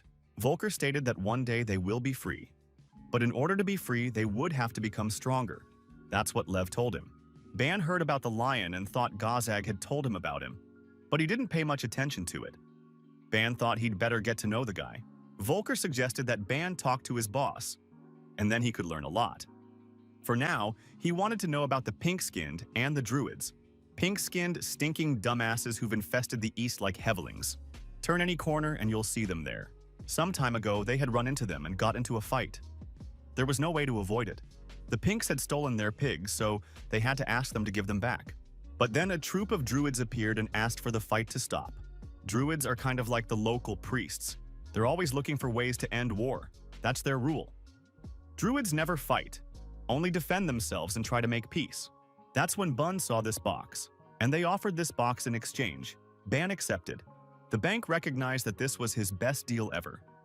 Thanks to this box, he saved a lot of time. Volker replied that it sounded good. He could use such a box too. Ban added, if they regained their freedom and were traveling and came across these harmless pink-skinned people, we should show them respect for their religion and traditions. In return, they will do the same. Gozag said there would be no such thing. The Republic of Brazilium would destroy them. The bank agreed. Volker asked what the warriors were talking about. He didn't understand a word. Bun said, about a bunch of arrogant skirt-wearers who march everywhere and carry a banner. They burn to the ground all the temples in every conquered land and impose their faith. Ban called the Pinkos scoundrels. He said he would never work with them again, no matter what the pay. Volker asked, didn't Bun work for them? Volker confirmed and said he worked for the same clan of mercenaries. They've worked for everyone in their time, Volker asked. So it turns out on the expedition they're mercenaries too? Bunk and Gozag looked at each other in silence. Bun said it doesn't quite work that way. It depends on which way you look at it. Some time ago, they were hired to help Bolg's younger brother fight the Kur, but it turned out they were trapped. They had a numerical advantage. They tried their best, but they didn't have much success. Bulgu made a deal with them. They're helping Bolg, and he's going to help settle things with Jira. That's how they ended up here. Ban still thinks that Bulgu told Kakur where to find his brother. Ban continued. They agreed to the deal because they didn't want another dissatisfied customer. After working with the Blisilium, their reputation was badly damaged. They trained soldiers and were involved in several clashes. But they are still considered bad because of their tarnished reputation. The Republic was destroying temples, libraries, schools. They were replacing the culture of those they captured with their own culture, and after a while got colonies completely loyal to Brisilium, ready to serve the Republic. Molg said that sounds really awful, and asked Volker if he should tell Lev about it. Volker said he would let him know. Volker stopped, looked ahead, and asked what Roga was up to. Gozag asked Rog where he was going. Gozag thought Roga had found something. All 6 warriors looked where Roga was looking. The warriors saw a caravan of Hevelings far below. There were many of them. They were moving somewhere. Ghoul was frightened and said there was a whole army of Hevelings. They shouldn't go there. Ghoul was terribly frightened. It was getting dark. Many were resting. The detachment had posted sentries for the night. Hem said they were heading straight toward the expedition, an army of Hevelings. The Hevelings have spotted a sentinel unit. Gozag said they were heading directly toward the expedition. Volker assumed they were going to launch a surprise attack. Ghoul asked, and what they were going to do. Volker began to honk his horn. Ghoul was frightened and shouted what Volker was doing. Gozag snatched the horn from Volker and shouted that he was trying to kill them all. Volker stated that they should warn the others that the Heveling army is on its way, even if they are attacked. Ban stated that he would kill Volker for an hour. Ghoul stepped between Ban and Volker and said the Hevelings oriented themselves by smell. If you blow a horn, they won't hear it, so it's no big deal. Ban asked Rog if any of the Hevelings had gone in their direction. Raga looked closely and said he couldn't tell for sure. Bun calmed down. Looks like the kid's telling the truth. Ban calmed down and stashed his weapon in its scabbard. The man said that next time the guy should warn the others well in advance. After all, he's not the only one here. Volker responded that he took no offense and had forgotten all about it. Ban stated that they needed to hurry back and warn the expedition of the danger. Ban continued. The sound of the horn will alert them that something is wrong. But they would never know the whole picture. Judging by the number of Hevelings, it would be a massive attack. The Sentinel squad was wondering how they were going to get back now. Bun said that Roga was a better tracker. Would he be able to guide them back without the bugs finding out? Roga said his big nose would try. He will use his sniff to pass unnoticed. Bun said he'd treat that nose to plenty of mushroom ale if they come back alive. Roga replied that he was satisfied with such conditions, and he would do his best. The Sentinel returns to the expedition by uncharted paths. Roga leads all the warriors behind him. The young men are tired. They have been on the road for a long time. They need to take a break. Roga decided to take a break. Everyone collapsed exhausted. The young men could hardly breathe. Ghoul said he had no more strength left, and he can't go any further. This is torture. Volker said they would take a short break and move on. Ghoul apologized to Volker. Volker didn't understand and asked Ghoul what he meant. Ghoul said he didn't have to convince Volker to join Lion's squad. Volker said Ghoul doesn't have to worry. He's fine. Thanks to Ghoul, Volker was able to tell his parents no, and he'd still be sent on the expedition. Only he wouldn't have been as trained. That's why he owes Ghoul his life, Ghoul thought, and told Volker that if you look at it that way, he's right. Ghoul joked. Maybe then, Volker would run slower when running away from the Hevelings. The young people laughed heartily. It helped them to diffuse the situation and relax a little. Ban said he didn't hear a response to the sound of Volker's horn. Volker noticed that he hadn't heard either. Perhaps the other group was far away from them. Ban stated, perhaps they can't answer. Or what they saw is not the only Heveling unit. So maybe the other units are already dead. Volker said then there would have been a ruckus. He didn't hear anything like that. Ghoul added that there is still a chance. Volker said in that case we need to hurry up. The Hevelings appeared nearby. They didn't see the sentries, but the sentries saw them. Ban quietly told Ghoul that the kitten was going to end. Ghoul asked which kitten he was talking about. Ban replied, the kitten that makes more noise than Ghoul. If that's even possible. Mulg wondered why these Hevelings were here. Maybe they're guarding something. Hevelings aren't smart enough to protect anything. Volker said he doesn't know why the Hevelings are here, but here is the only way to get to the expedition before the Hevelings do. We have to try to get past them somehow. Gozag said there are two options. Either someone alone distracts the bugs, or they all fight them together. You have to choose one of those options.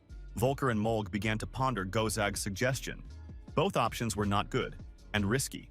Volker said he's the fastest one here, so he'll take the Hevelings, and the rest of us will alert the expedition, Ghoul said. Volker, however, realized he was joking when he asked him to run slower.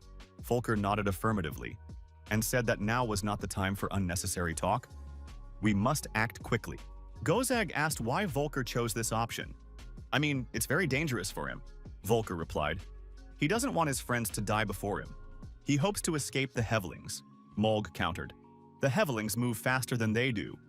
Volker wouldn't have a chance to escape them. Better the mercenaries distract the bugs. Ban confirmed it. He and Gozag can handle one Heveling. Volker noticed that there were 3 Hevelings here. Sooner or later, they'll run after them anyway. Hevelings are scent-driven, so the only way to get further is to entice them with scent as far as possible, so that the others have time to run. Volker confidently said he was up to the task. The Hevelings were in the same place. They were at a fork in the road, patrolling the place, and sniffing around. Volker said goodbye to the team, said he'd do it. The others should be sure to alert the expedition. Roga put his hand on Volker's head. He was worried about him. Volker asked what he wanted. Roga said they know Volker is not a coward. You don't have to be a fool. Volker tried to justify himself. He's not a fool at all. He cares about his comrades. Bun noticed that the big guy was right. Volker doesn't need to prove anything. They approve of his initiative. But it's necessary to save his life for future great deeds. Ban added that they will all fight together. All the wars were silent. They realized that this was most likely how it would be. Volker thanked all the warriors for their support. Roga said he's taking the one on the left. The warrior was already preparing to attack. Ban stated that he and his co-worker would take the one in the middle. Ghoul was startled. He asked, "This isn't a joke." Roga said, "Fight or be eaten by them." Volker told Ghoul to remember their training. They had practiced this repeatedly. Ghoul said that in the trainings he was with the slingshot. Mulg told Ghoul that they'd make it. They're outnumbered. The Hevelings smelled the warriors and prepared for battle. Raga, as he said, immediately attacked one of the Hevelings and wounded it. The beetle showed green blood. The mercenaries attacked the other Hewling. They acted coherently and prevented the insect from doing anything. 3 small gray-skinned men pounced on the 3rd Heveling. Volker shouted for them to aim for vulnerable spots. The warriors were skillfully attacking their opponent with their weapons. At one point, Volker stumbled and fell. Warrior told Volker to pay more attention. Mulg told Ghoul to focus. And stay focused. Volker can handle it. Ghoul was the smallest of the gray-skinned men. And of the whole crew, he was very scared. He was afraid they wouldn't make it. Mulg attacked his opponent and shouted for Ghoul to help him. Heveling proved to be very aggressive. Ghoul's tears were flowing from fear. He held his spear in his hand. Volker continued to lie on the ground. Something serious had probably happened to him. Mulg attacked the Heveling without stopping. He wielded his spear skillfully. His opponent could do nothing to him. Volker lay there thinking, he doesn't want his friends to die before him. He needs to get up and keep fighting. Heveling snapped his jaws right in front of Mulg. The boy dodged. The fight went on. Gul, with a fierce shout, pounced on the enemy from above. He swung his sharp spear over his opponent's head. Gul thrust his spear right into the Hewling's vital spot and shouted that he had succeeded. Mulg said he was good and that he should run around his opponent on the right. The two warriors successfully attacked the Heveling. The insect could do nothing against its enemies. Heveling was losing strength. The injury was serious. He had lost a lot of blood. He didn't fight back so much. The young men finished off their opponents with their weapons. The blood of the Heveling splattered in all directions. Gul shouted furiously and didn't stop for a second. He kept on striking blow after blow. Volker took his comrade by the shoulder and told him to stop. Heveling was already dead. Gul turned exhausted and asked his comrade, had he made it? Volker said Gul did a good job, and he did an excellent job. All three Hewlings were amazed. Each member of the team did well, and they won. Volker said they'd made it, and now they will be able to warn the expedition.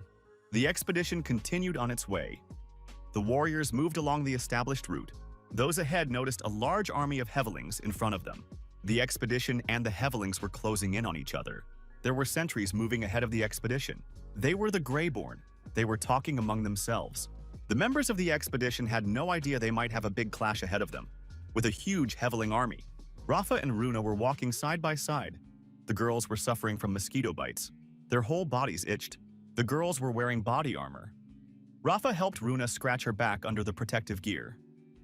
Runa thanked her friend. The girls acted carefree. Runa noticed that this armor was very impractical. Who decided that armored bodysuits were useful? Rafa noticed. And if the girlfriend wants to wear something better, she'll have to become the gentleman's maid. Then we must seduce him. Runa said she was disgusted. It's better to take the bites. Rafa said the problem was solved, and Runa agrees to be bitten. Runa said that Rafa is her ray of light in a dark kingdom. That's why she loves her friend. Rafa replied that when they get out of this jungle, they will all feel brighter. Runa said she wouldn't get her hopes up, because they say it's even worse on level 6. Rafa replied regretfully, how could it be otherwise? After all, they all need it badly. More deaths, more bugs. Rune looked away and said Rafa's favorite with them by her side. The girl smiled and winked at her friend. Both looked at the young man. The lion was walking in full uniform. He was calm and cool-headed. Rafa blushed, but she got angry at her friend and told him he wasn't her favorite. Rune smiled and remarked that this was why Rafa talked about him at the first opportunity. Rafa excused herself and said that the young man is just a good fighter. That doesn't mean she likes him or that she trusts him. Runa wondered what she had against this young man. It seemed to her that these guys were disciplined and skillful and had always been kind to them. Rafa said they're a little too kind. That makes me think there's something fishy going on here. He smells funny. He's more of a merchant than a mercenary. Runa stated that this guy couldn't possibly be a merchant. They've both seen how skillfully he fights. Rafa said that's what I find most confusing. Who can wield a spear and a word equally well? Runa noted that her friend was obsessed. Why don't she approach the young man and talk to him directly? Rafa blushed even more. She was embarrassed. She didn't know what to say to the young man. Runa started telling her friend about how long ago she used to guard the piggies in her home village. And she wanted to tell her friend about the cute little farmer. Rafa stopped in surprise. Something caught her attention. She became alarmed. Runa asked her friend what was wrong. Rafa said apparently there was something up ahead. The warriors moved forward. The lion was running among them. He shouted that the Hevelings were attacking. Everyone must gather at once. Rafa drew her sword, got serious, and shouted to her friends to get ready, and they must protect their master. The girl looked ahead intently. She was alert. Bolgu stood up and sniffed. He tried to pick up foreign odors with his big nose. The girl asked what was wrong. Bolgu said he can smell a strange odor up ahead, and it seems very suspicious to him. He thought it might be the scent of the Hevelings. So there was a battle ahead of them. The friends were tense. You could see from their faces that they were extremely focused and ready to defend their master. One of the warriors cried out for help. Something white and sticky grabbed him and pulled him upward. Runa pointed her finger at him and asked what it could be. The girl was surprised. Everyone was screaming ambush. The whole expedition was ambushed. The warrior was caught in a spider's web. Huge spiders were casting out webs and trapping their victims in them. The spider attacked the young warriors, wanting to entangle them in its web. The soldiers defended themselves against it by putting their shields forward. The insects were huge. It was not easy to resist their onslaught. Runa fought back with her sword as best she could and defended herself with her shield. Rafa shouted to pierce their legs. That was their most vulnerable part. Rafa plunged her sword into the paw of one of the spiders with all her might. Blood spurted from under the blade. The other warriors did the same. The beast was sprawled on the ground and could not move. The soldiers wielded their weapons skillfully. Rafa stepped in front of the monster and swung her sharp blade. The girl thrust her weapon into the spider with all her might. The splashes flew in all directions. The beast was defeated.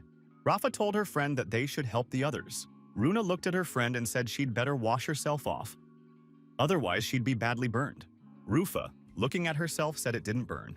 Afterward, the girl said he had a problem with his head. The next moment, Rafa fell face down. The last thing she thought was that she hated her armor. His father died in a bout of storms. The son of the village head tried to rape his sister.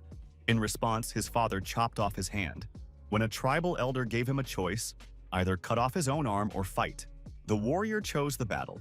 It was the fiercest of fights. The warrior lost this battle. The price to the family for such an act was either death or slavery for the next 3 generations. But the chief got tired of the blood, and instead of choosing, he simply banished them. They met Jira's troop in their second week of wandering. There were too many of them to fight them. Her uncle died protecting them. Her mother and sister were sent to a wish house. Her Ajin clan was dark and considered the unenlightened legacy of Ainshard. But they were born to fight. They trained their whole lives for battle. Rafa thought her destiny had arrived, but it turns out it wasn't over yet. The girl woke up inside the web. She couldn't move. She couldn't feel anything. Someone told her that if it were her, it would be better not to move. The girl asked who was here. Her eyes were blurry. On the other hand, someone had told her that the paralysis would pass soon. She'd better save her strength for now. The girl didn't understand anything. She asked where she was and what had happened to her. She was asked what was the last thing she remembered. Rafa replied, she remembers fighting the Hevelings. She remembers how one they destroyed. The girl asked how many her interlocutor had destroyed. She was told that Leo had killed 4. He and Cancer had killed 3. The warriors were webbed to the wall. There were many of them. Virga seemed to have killed 3 as well. Virga was as calm and cold-blooded as ever. His face expressed no emotion. Virga said that Himgul is as always very polite to the girls. Hem responded by telling Virga to shut up. Virga calmly said that Raku needs to do a better job of teaching manners to his pets. Hem replied that when he was free, he would teach Virga manners. Hemgal and Virga continued their verbal altercation. Rafa decided that almost the entire expedition was here. The lion noticed that not everyone was here. Only those who had gotten spider blood on them are probably here. The girl calmed down. Thank the gods, she thought. Rafa was slowly coming to her senses. The lion, who was not far from Rafa, asked the girl if she was glad her big hairy boss was okay. The girl snapped back, I wish the young man would worry about himself. The girl stated that she didn't care. If the Hevelings ate her boss, she wouldn't care, as long as her girls were safe. The girl wondered if no one was going to eat them. It was a faint hope. Lev said he hoped so too. He doesn't think the spiders were trying so hard for a simple snack. The guy suggested the girl look around and tell him what she sees. Rafa said she could see the lion and everyone else. And something else caught her attention. Rafa noticed that there were rocks flying. How is that possible? Hem noticed that was exactly what he was talking about. Virga said he was beginning to fear for the future of their race. I wish Hemgal had kept his mouth shut. The warriors noticed a rock flying and a Heveling nearby. At the 7th level, the laws of nature ceased to apply. Hem said, that can't be. He was very surprised.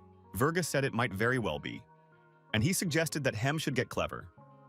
The Hevelings led them deep into their territory. Hem stated, they're bugs. They can't act that smart. Rafa remarked that it was probably instincts. Lev doubted it was instinct. Had their instincts allowed them to ambush and capture half the leaders? They had simply underestimated the Hevelings. And most likely they weren't just ordinary common food for the queen. Hem and Virga agreed with the young man. What are they gonna do now? They have to find a way out. Virga told the girl to calm down. They already had their plan. Virga looked at Lev and said that he had no doubts about the young man. Lev winked at his interlocutor. Virga asked Lev once again if he had a plan. He said he could see in his eyes that the young man had thought of something. Lev asked Virga if his paralysis had already passed. Virga nodded affirmatively. He felt much better now, and can move his arms and legs, as much as possible, Lev said. Then he could fully experience what the Hevelings would do to him.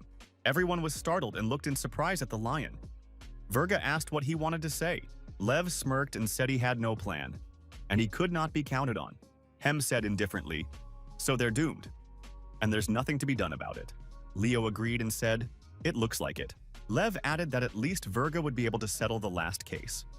Right before the Hevelings devoured them, Virga wondered, what was the last case we're talking about? Lion said that, from the story, Virga liked to beat Hemgal on the head. Lion continued, because of this, Hemgal broke off all relations with Virga and went to Cancer. But that's not all. If Hemgal had heard what Virga's cronies were saying about him, he wouldn't have left it at that. Hemgal was horribly surprised at Leo's words. He had heard nothing of the sort. Hem shouted that he would get his revenge on Virga and would not let it go unchallenged. Hemgal shouted that Virga was a coward, and he's being sneaky. Virga said he didn't even need his hands to get even with Hem. Hemgal and Virga were still at it for a long time, calling each other names and threatening to destroy each other.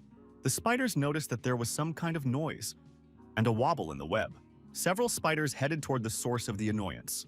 The girl listened as Virga and Hem figured out their relationship. The lion called out to Rafa. The young man told the girl that he was going to get them out of here and told her to be careful so the Hevelings wouldn't see them. The girl looked at the young man in surprise. She thought he had no plan. The boy replied, he needed someone to distract the Hevelings. It's part of his plan. The girl noticed how a hole had formed in the cocoon the lion was in. The hole grew in size and the lion was able to climb out of his cocoon. The young man had a knife in his hand. The young man used this tool to free Rafa from the cocoon. He acted quickly and skillfully. The young men freed themselves from the cobwebs and saw the Hevelings approaching them. The young people jumped to the ground. The girl could not hold on and fell down. The spider got close to Hem and Virga. The warriors stopped all movement. They were silent. The girl got to her feet and said it was hard for her to move yet. The guy said it was okay. There were weapons near the young men. The guy told the girl to choose the one that suited her. The lion said he would distract the bugs and the girl would free the others. Rafa asked how he would do that. The guy wondered if she wasn't paying attention. The laws of physics don't work here. The young man jumped up and hovered in the air. That must have been why the stones were in the air. Rafa saw rocks, lion, and Hevelings tumbling through the air. The girl asked what physics was. Rafa decided that she was distracted. Never mind the physics. We need to free the others. The girl released the red one. He jumped to the ground. Rafa told him to get himself a gun and help her if he wanted to survive. The girl asked Virga if he could stand. The warrior said he could do it, and he thanked her for releasing him last. Virga leaned on the girl's shoulder. She helped him move around. Rafa said she was waiting for the Hevelings to run farther away. She also doubted that if she had released Virga sooner, he wouldn't have left Hem alive. Hem looked away resentfully. Virga said it offends him.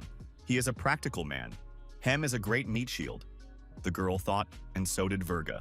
Red asked how many Rafa had managed to free. The girl said she counted 18. Virga thought, to defeat 3 Hevelings, that's even more than enough. Hem said there were more than 3 already, and suggested that everyone look in that direction. Red and Lion engaged in battle with the Shevelings that had come up. The insects were very fierce. Rafa shouted that the Hevelings were coming. Rafa shouted that the Hevelings were coming. The girl noticed that someone was in danger. One of the warriors pressed his back against a rock. The Hiveling was coming at him, moving its fearsome jaws. Rafa sprang at the bug, swung her sword, and brought her weapon down on her opponent with a scream. The girl chopped off one of the beetle's legs, and thus drew its attention to herself. The warrior immediately ran away. The girl shouted for him to help her, and now she was a target for the Heveling. The warrior, without stopping, ran further away and shouted that he had a family back home.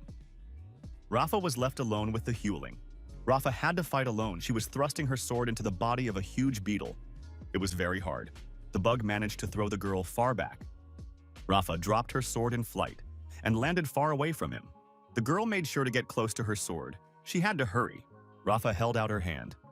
It was still a little ways away from the weapon. The bug grabbed the girl and was about to sink its jaws into her. Rafa screamed. The bug's jaws were almost near the girl's face. Rafa screamed in fear. Tears showed in the girl's eyes. She screamed, "Help!" She didn't want to die like this. The next moment, the beetle loosened its grip and the girl was able to break free of it. She did not understand what was the matter. Then she saw Lion, who thrust his spear right into the eye of the terrible insect. Heveling fell to the ground, struck dead. The young man managed to save Rafa at the last moment. The guy apologized to the girl and said he was almost late. And apologized. Rafa looked gratefully at the young man. He had just saved her life. The beetle kept moving. It was agony. The lion wondered if it was still alive. The guy climbed on the hewling again and continued to finish him off with his spear. The girl watched it with bated breath. In her eyes, Lev was a very courageous and brave warrior. At some point, there was a crunch and something burst. The girl clenched her eyes and put her hands out in front of her. The guy continued to maul the insect, which was thrashing in agony. The beetle stopped moving. It lay in a pool of its own blood. The lion had finished the insect. The lion left the bug alone and rushed to the girl. Hem was next to her. Lion asked how she was. Hem took Rafa in his arms. She was senseless. Hem told Leo not to worry. He helped her. Lev asked how she was feeling, if she was alive. Him replied that she had fainted and her arm was broken. But on the whole, it will do. The lion said cheerfully that he seemed to owe their crazy goddess again. Hemgal said the lion was getting too soft. He doesn't usually take care of goblins like that. Lion said he had his reasons. He asked Hem to take care of her while he helped the others. The young man was about to leave when Hemgal called out to him. Levo stopped, turned around, and said he didn't have time. Why is Hem distracting him? Hem said Lion, the leader, and he the fighter, so the guy can take care of her on his own. The lion hefted Rafa onto his shoulders and told the departing Hem, and not to blame the young man if he died here. Hem replied, telling the boy not to worry. He would definitely come back. Hem repeated that he would definitely come back, but only after having a good time. The fighter saw a huge hewling standing in front of him. A huge beetle was killing its prey. There was blood everywhere. Nearby lay one of the Greyborn. There was blood all around him. Many warriors stood in front of this heveling. It was a huge evil monster. The warriors were with weapons and ready to strike this evil monster. The girl looked at Hemgal carefully. The girl called out to Hemgal. He asked what was the matter, shaman. Why she was not using her magic. The girl said she tried, but this berserker was blocking her way, and she pointed her finger at the red one. Red shouted his name is Drog Grimmerson. He is the son of Milk, champion of the Western Hills, and the Hevelings will die at his hands. Hem pushed the red man aside. Hem shouted to the girl to begin her magic. Drog called Hem a treacherous fool and said he had no right to do that to him. The shaman girl began her incantations. She said, "O great guardian of the heavens and seas, hear their prayers too. Grant them your grace so that they may crush their enemies." With that, the girl threw the pendant she had on her hand towards the heveling. The pendant struck the insect and exploded. There was a bright flash. Hem looked at it and said it worked. The bug survived. Hem's been working out how much power it takes to destroy that thing. Guess we'll have to do this the old-fashioned way. The warriors pounced on the heveling with their axes. With an unquenchable desire to take down the monster, the beetle was very strong, and it wasn't easy to defeat him. Hema didn't succeed the first time. The warrior worked his axe and shouted curses at the heveling. He was doing his best. Something happened to that monster that really surprised Hengal. Drog and Hemgal exchanged pleasantries and continued the battle with the heveling. The two warriors stood shoulder to shoulder. Opposite them was a huge beetle that moved its terrifying jaws. Its eyes were burning. The beetle saw them as dainty prey. Hem shouted to the red man to go around to the left, but he didn't finish the phrase in time. Red shouted that he was Drog Grimmerson, son of Milk, and so on. At that, he pushed Hem away and moved forward.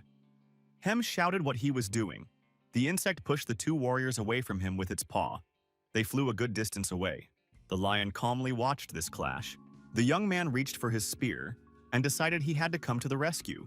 Then the boy put the spear aside and thought he could do little to help now. So he decided to wait a little longer. Rafa coughed and began to come to her senses. The girl rested her head on the young man's shoulder. She seemed to be asleep already. Lev thought, when this is over, we should find a healer. Lev looked at Rafa and thought, shattered arm, several broken ribs, concussion. He'd given her Talmik root to make the pain go away, but he could not delay in finding a healer. The young man remembered Hengel's words, something about him being too soft. He didn't usually take care of goblins like this. The guy hoped that after everything that had happened, she would treat him better. Although he doesn't know what's on her mind. Heveling couldn't be defeated. Everyone ran away from him in a hurry, including the son of Milk. Shaman asked Sean what it would take to finish the thing off. Sean replied that she had no idea. Drog was running away from the bug, but there was anger in his eyes. Drog continued his record that he was Drog Grimerson, son of Milk. The girls shouted that they knew and motioned for him to be quiet. The warriors decided to try to drive the bug into the cliff. They decided to stand over the precipice, and as soon as it starts to accelerate, they will scatter to the sides. Perhaps the insect will die after the fall. Drog, the shaman, and Sean stood over the abyss with their backs to the cliff facing the hewling. A stone hovered nearby. The monster came closer and closer to the warriors. The huge jaws of that monster were already very close by. The shaman asked, "And what should they do now?" Heveling opened his mouth. He was ready to swallow someone. The warriors looked at the insect with horror. They had nowhere to retreat. Suddenly, along with the rocks, Hemgal flew past.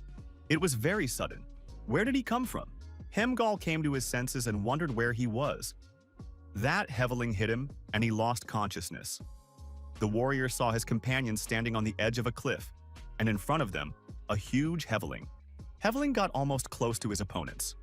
They stood in close proximity to the cliff. They were in danger on both sides. The situation was hopeless. Hemgal began to think quickly. "We must help our friends immediately. Where's the axe? Where's the axe gone?" The warrior realized he had to improvise, but something had to be done right away. Hem turned his attention to a rock flying by. It might help him, he thought. The warriors could already see the saliva oozing from the insect in anticipation of easy prey. The beast was at arm's length from them. The insect roared and the shaman squinted, covering herself with her hands against the odor coming from the monster's mouth. The next moment, the hewling was hit. A huge rock landed on his head and crushed it. The girl opened her eyes and saw something she wished she could see but didn't expect it. A dead Heveling lay before the warriors.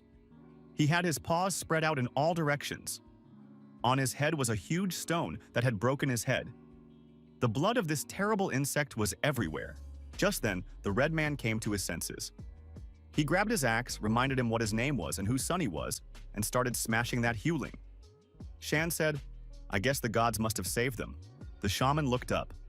There was a sound coming from up there. The girl saw Hemgal approaching them, jumping from rock to rock. The girl realized who their savior was, and where that stone had come from. Red climbed onto the defeated Heveling, raised his axe upward and shouted, letting him know whose son he was. Everyone saw Leo running up to them, carrying Rafa, who was unconscious on his shoulders. Red pointed his finger at Leo and said, "Look everyone, the coward has shown up." At the same instant, Red received a powerful back kick from Hemgal. The warrior said angrily for the wretch to watch his tongue. If he cared about his life, that young man and that girl had saved their lives. Sean said it was like that. If it weren't for them, everyone would still be sitting in cocoons until they turned into food. Drog must show the utmost respect. Drog once snapped at Shan and said that she should be in the eastern lands and groveling before the pink-skinned. Sean said that he didn't grovel before anyone. Before that, he was a gladiator.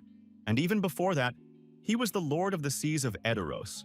Red continued to get smart and said that the only lord he had was the invading pinks. Sean said if all decks behave like this one, they will be lords for reds. Drog said a unique thing. He is one of a kind. Drog Grimerson, son of Milk, champion of the Western Hills, the future chief of the Dragma tribe. Would anyone dare challenge him? Sean stopped paying attention to the red man and quickly walked over to Lion, who was holding the girl on his shoulders.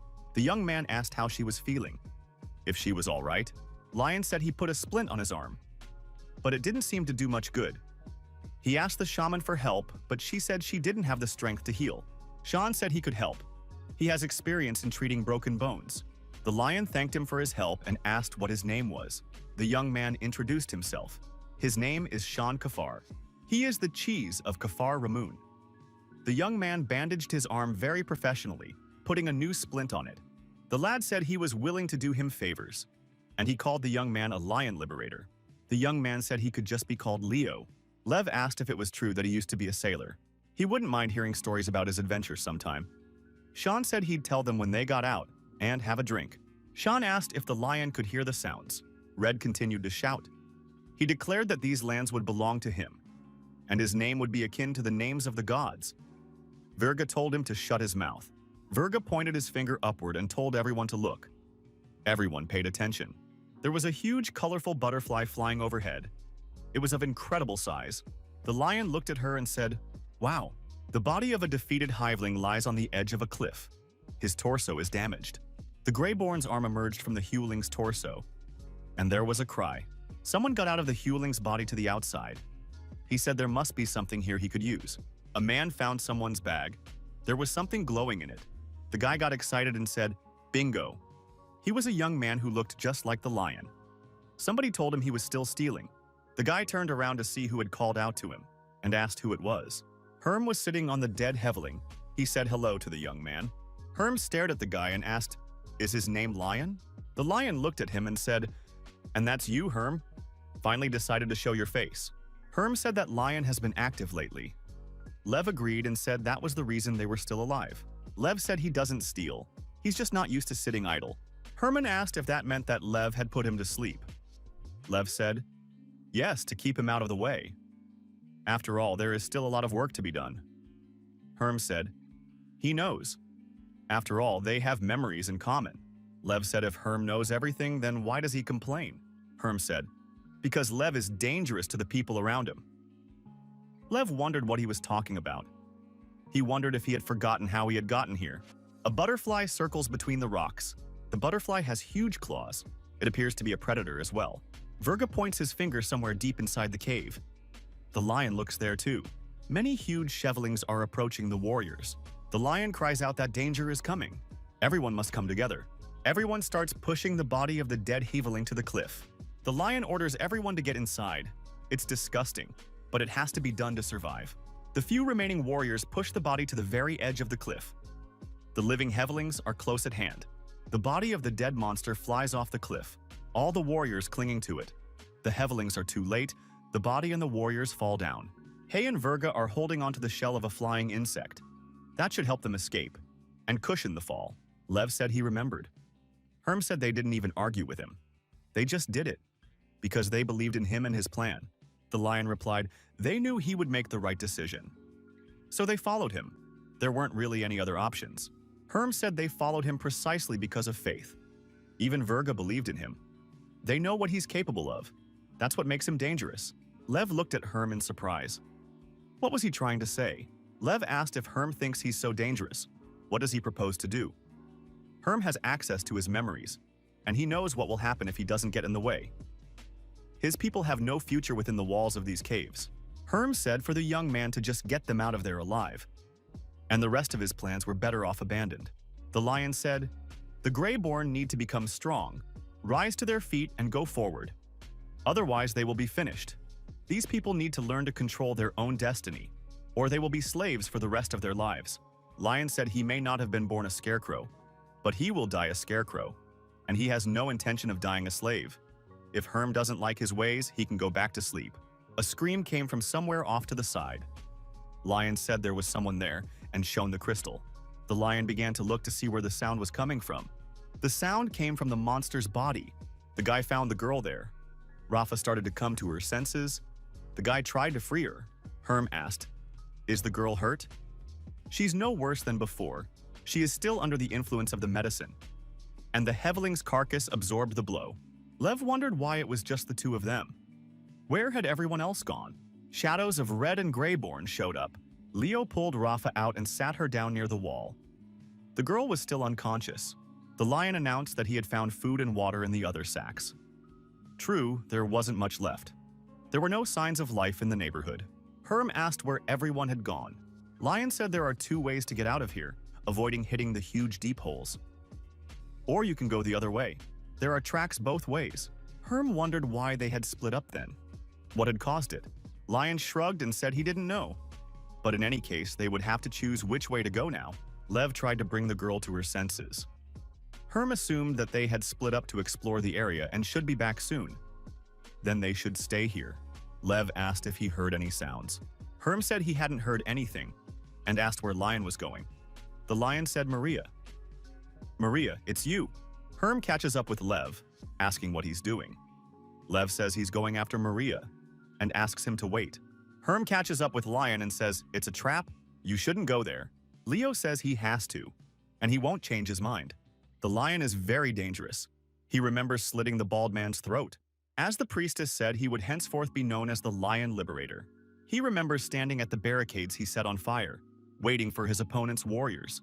Recalls executing his rivals by cutting off his head. The young man thinks he can end it here and now. If he lets him go, he'll be free. They'll be free. How he hugged Gorza and promised that no matter what happened, he would always be her brother. Like ordering Volker to hand out drinks to everyone because they deserved it. As he promised to make the world a better place in the future, promised it to everyone. Herm decided that he was lying. He couldn't trust him. Mary calls the lion to come with her. She asks him to follow her. Leo asks where Brutus is now. Maria looks around and says Brutus is waiting for them. At last they can all be together, and Leo doesn't have to fight anymore. Leonard repeats, no more fighting. Maria, hugging the young man, says that Leo made it through, and it's all over. They had brought him back to her. It was time to rest. Lev says, what about the scarecrows? They need him. Maria tells Leo that she and Brutus need him. Maria and Brutus are his family, not them. Maria says, look, Brutus is waiting for them. Brutus calls for Leo. He asks what he expects. Lev walks hesitantly behind Maria. Maria says she is so glad. She has missed him so much. Just a little longer and they will all finally be together. Lev repeats, together. You can see the confusion in his eyes. Lev sees Herm appear between him and Maria. At the same moment, Lev gets hit in the face with a fist. Herm shouts to Lev to wake up immediately. He wants to bring the young man to his senses. Leo looks at Herm and Maria in surprise. His gaze clears. Maria says they need Leo. Lion closes his eyes and says it's all a dream, and wants her to get out. Maria's outline is changing. She begins to sprawl, and Lev says, let's go. Lev comes to his senses. He tells Herm that it is time for them to go. The lion is standing in his protective helmet. Now he understands why the Hevelings didn't follow them here. They're afraid of it, whatever it is. Herm asks where we're going now. The lion tells him to get out of here. He'll go far away. Maybe we can find Virga and the others. Herm asked why Virga specifically. Lev replied, because that thing uses their closest people to fool them and lure them in. Now think about who Virga is closest to. Herm said he understood everything. The lion called out to Herm and looked him in the eye. Herm asked what he wanted. Lev said he was grateful to the young man for believing in him. Herm replied, for he too must help. Lion said from now on, if he does anything wrong, let Herm tell him. Keeps an eye on him and helps him. The young men struck hands. It was a firm handshake, Lion said. Now he wanted to know where the others had gone. He walked down one of the roads, carrying Rafa on his shoulders. The lion stopped for a break. He looked at his reflection in the water. It had been hours, but they still hadn't found anyone. The young man thought maybe they were going in the wrong direction, or maybe they had already gotten out. Virga Hemgal, Rak, and the others speculate. Virga says the ancients once left behind several shrines. They work like portals. If you enter a shrine, you can travel to another one on a different level. Rak asks, then what's the point of their expeditions? The shrines can only teleport a few people at a time, and after that, you have to wait for them to reactivate. Also, in the first 3 levels, the shrines were destroyed by the Jira before they realized how to use them. Rak says they didn't know what they were doing. Lev says, it turns out that the nobility kept them secret so that they could safely return from a failed expedition if anything happened. Virga says that's exactly what it is. If someone is stuck on a level, they should look for a shrine. It's the best chance of getting out. Near the lake is a chichan with water. There is a crystal lying next to it. If they teleported, so did their food. Rafa woke up. She called out to Leo. The girl asked where they were. Lev told her not to make any sudden movements. She had not recovered yet. The young man said they were in the lower levels. Lev complimented. He really didn't know where exactly. They got here after the Heveling attack. The girl saw a container of water at Leo's place. She said that she was very thirsty. The lion replied that it was water, but there was one thing. The water in the vat was clear, and inviting. I wanted to drink it so badly. Lev said he's not sure if this water is safe to drink. Anything can be unsafe here. The young man asked the girl how her arm was. Does it hurt? It's a temporary bandage. The girl said her arm was numb. Lion stated when Shan was making the bandage, he put herbs on the wound. That should make it not hurt as much. They would have to be patient until they could find a healer. The girl cried. She said that Bulgu would not spend money to cure her. If she was lucky, she would be thrown into the harem pit. It would be better for Leo if he left her here to die. Lev told her to leave that talk alone. He would be sure to find a healer for her. If Bulgu doesn't want to pay for her treatment, he'll spend the credit himself. Either way, everything would be fine. The girl looked hopefully at Leo. He wasn't joking. There were still tears in her eyes. Lev looked at Rafa. He could tell he wasn't kidding. If he promised, he would keep his word. The girl didn't believe it. She didn't realize that it was so easy to help a stranger and to spend her own merits on it. Rafa stated if Leo did, she would do anything, even marry him. Lev was surprised to hear such words. It was said by the girl very emotionally. He asked if it was a suggestion or a threat. Rafa began to feel angry for some reason, but the blush on her cheeks told me that she was very worried. Lev said the girl was very serious. Rafa replied, "Life for life, it is the tradition of her people." Lev looked at his companion. He wanted to understand what the girl was thinking now. The guy says he's in. He takes her life. The lion continued. He doesn't need a wife or a slave girl. He needs her intelligence and knowledge, and loyalty to him. Can she give him all that? The girl asked if he really wanted her to be his confidant and a comrade in battle. Leo replied that this was his goal. Does she agree? Rafa's tear slid down her cheek and flew down, reflecting the light coming from the crystal. The girl continued to cry. She couldn't calm down. No one had ever talked to her like that before. Lev didn't know what to do. He wanted to reassure his traveling companion. The young man became nervous. Rafa couldn't resist and drank the water from the vat. The thirst was stronger. The young man yelled for her to stop. What is she doing? The water might be poisoned. Rafa put the vat on the ground. What's done is done. The girl said it was her vow to the young man. Before the gods, she promises to serve him faithfully. If she dies, it will only be to serve him. The young man looked at the girl with wide-open eyes. He had not expected to hear such a thing. It was sincere. The guy took a container of water and did the same thing. He drank that water. Rafa yelled for him to stop. Why is he doing this? The young man finished the water, put the vat upside down, and said it was his vow to the Lord. If they die, they will die on the same day. The young men looked into each other's eyes in silence. There was a crystal between them that emitted light. The girl sat silent, her cheeks flooded with her abundant blush. She thought it looked like a wedding ceremony. The young man saw that the girl was blushing and called out to her. Rafa immediately came to her senses. Lev asked how she was feeling. What happened to her this time? It was because she drank the water. The girl hesitated a bit and said she was fine. She was just thinking. The young man said the water must not be poisoned. Then we must have plenty of it for the journey, and it's time to go on our way. Rafa asked where they would go now. Does the young man know the direction of travel? The guy said he'd try to find the thieves and the food. Maybe they'll find help. The young man angrily added, if they fail, they will take revenge. The young people were walking along the shore of the lake. There was a sparkling crystal at the bottom of the lake. The young men stopped. In front of them lay a dead goblin. He was holding something in his hand. There was a pool of blood around him. Lion and Rafa stopped. The young man crouched down to get a closer look at the body. He said it looked like they weren't alone here after all. Rafa asked what could have happened here. Lev said he doesn't know yet, but he would try to figure it out. The young man looked somewhere in front of him. The boy saw a stone lying nearby. The boy saw a stone lying nearby with some hieroglyphics on it, the meaning of which he didn't understand yet. The young man decided to take a closer look at them. They were 3 signs. He had to try to figure out what they meant. The lion said he would try to figure out what had happened here. And he added that at his command, the girl should quickly jump aside. A drop of dark liquid flew near the girl's ear. Her eyes were frightened. She asked in a whisper to Leo, he above them. The young men stood with their eyes down. They didn't move. From above, 2 eyes glowed out of the darkness, directed at them. The lion said that on his command they would jump to the side. The young man pumped to make the girl jump. There was a tremendous rumble. Something fell from above. Shards of stone flew apart. The girl asked fearfully what it was. The young man looked closely and said what he thought, that it could have been Drog. Cheese, son of milk. When the dust cleared, they saw Drog squatting in the very place where the young men stood. The young man said it wasn't Drog, but what was left of him.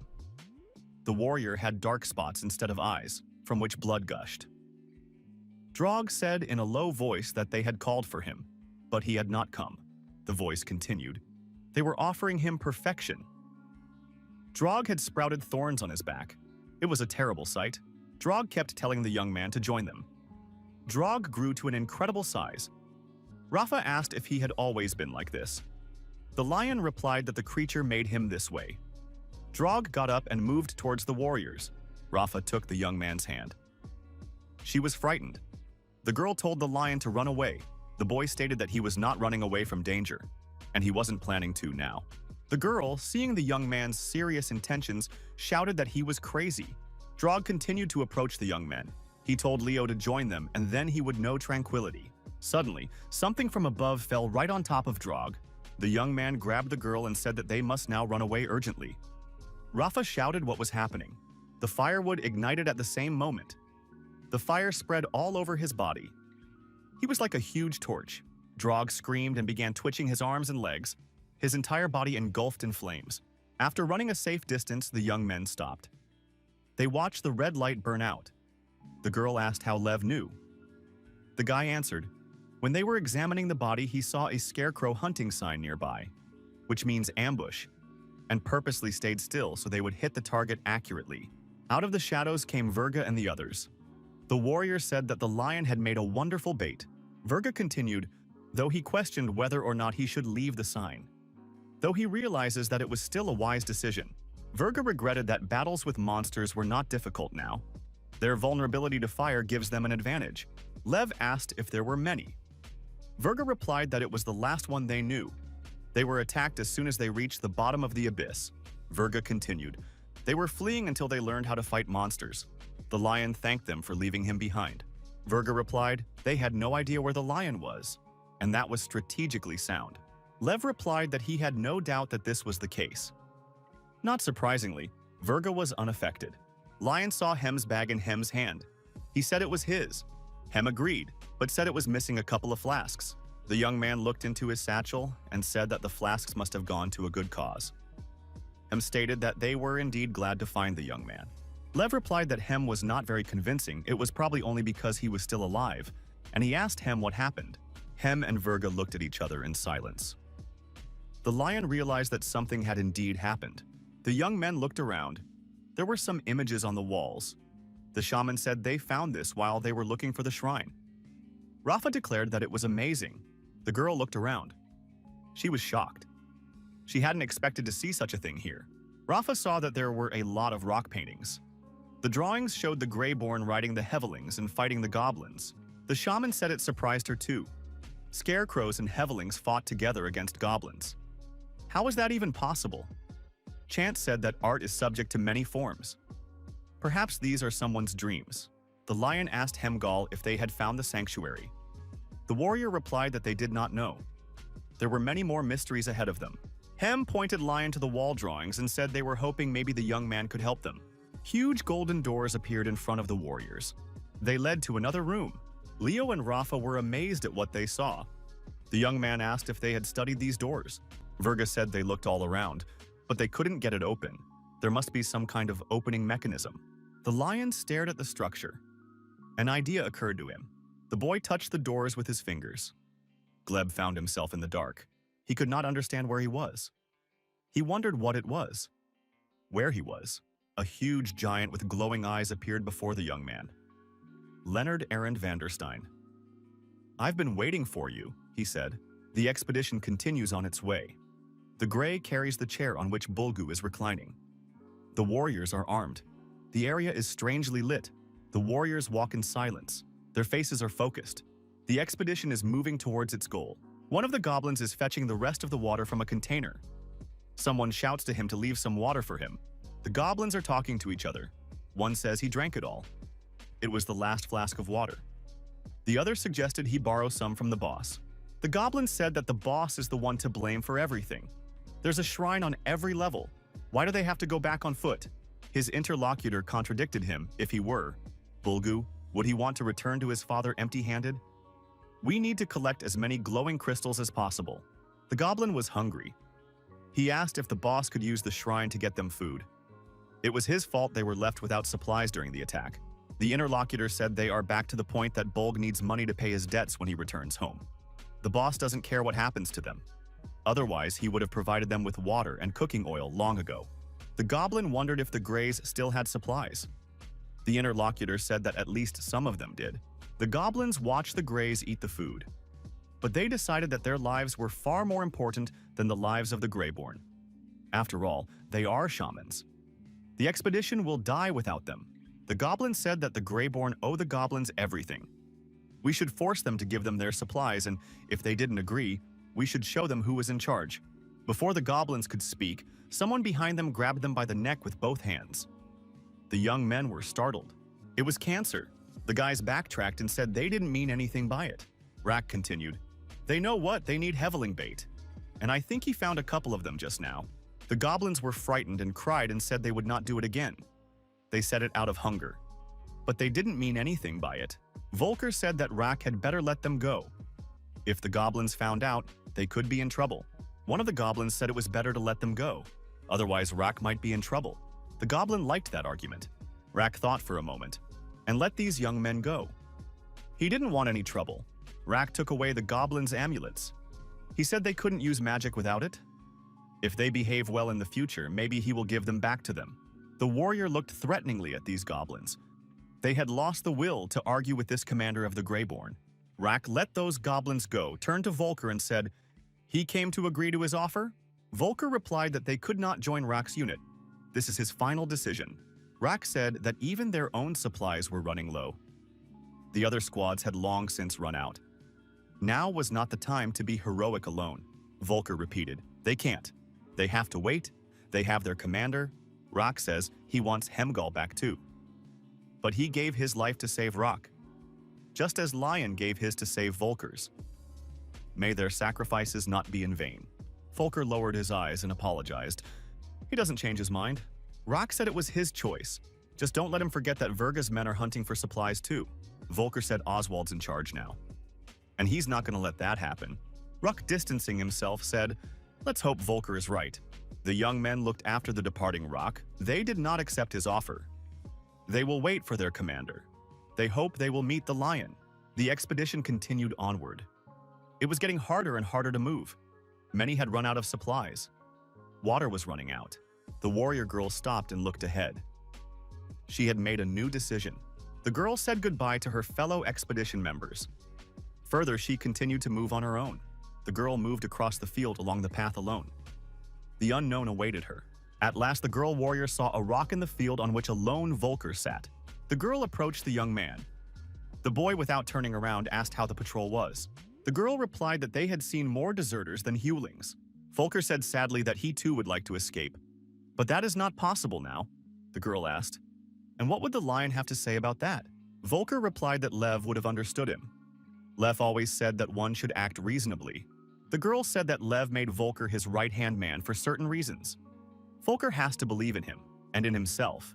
Volker said quietly that Jem had a lot more experience than he did. The girl said Volker's people believe in him. She heard what they said. The girl continued, "People trust Volker. That's why there are no deserters in their squad." Volker countered, "There are no deserters because they have more supplies. When they run out, then there will be deserters." The girl said sadly, "Then it would be just the two of them." Volker came to his senses and apologized to Vera. He hadn't meant to offend anyone. Vara said Volker still had people left. She asked him not to give up something he might regret later. The young man agreed and said he was a spineless slug. Now he is trying to gather his thoughts, but it is very difficult for him to do so. The girl said that her commander always said that you should concentrate on what you can control. And if something is out of your control, don't waste your time. Volker said her commander was smart. The girl, smiling, said he was smart when he wasn't drunk, but that was rare. Volker asked what the girl was holding in her hands. Vara said that Volker looked very upset, so she brought him a flower. The young man took the flower and exclaimed joyfully. He had not expected such a thing. The boy was very touched. Volker, in a burst of emotion, hugged the girl and thanked her. The guy pressed Vara against him and repeated "thank you very much." The girl was very confused. She had not expected such a violent reaction. Volker let her go, turned around and ran off, shouting "thank you very much." The guy was very shy. The girl whispered, "Always welcome." She was very embarrassed. Her cheeks were flushed red from the rush of feeling. Volker gathered his squad around him. He had something to say, and he said he wanted everyone to listen carefully. The guy showed the seeds of a flower he got as a gift from a girl and said he needed them to find those seeds. Jem said they're on duty now, and it is necessary to hunt the Heavings. Gul added that Jem was right. They won't be able to look for seeds. They need to set up camp first. Volker said, there must be some way. Vara suggested asking the other scarecrows for help. Maybe they could help, out of solidarity. The girl asked if it might be a matter of them not wanting to look. Jem replied, it's not about whether they want to or not. No one is going to help for free. Volker said that it should be done by all means. Jem replied that in payment for their help, they would ask for their supplies. And there wasn't much left. Volker replied that in any case, they would not have enough supplies to return home. So they should ask other leaders for help. Jem replied that Volker is the boss now and he makes the decision. The warriors stopped near the body of the dead Heveling. They decided to make a small break here. Gul decided to carve something out of wood. He did it out of sight where no one could see. Jem turned his companion's attention to what could be seen ahead. The youths surreptitiously carried away the cooking vessel from the tent camp. The young men built a fire and set this utensil on the fire. Volker said he thought it was done. He asked Jem to pass him the salt. Everyone watched the young man with interest.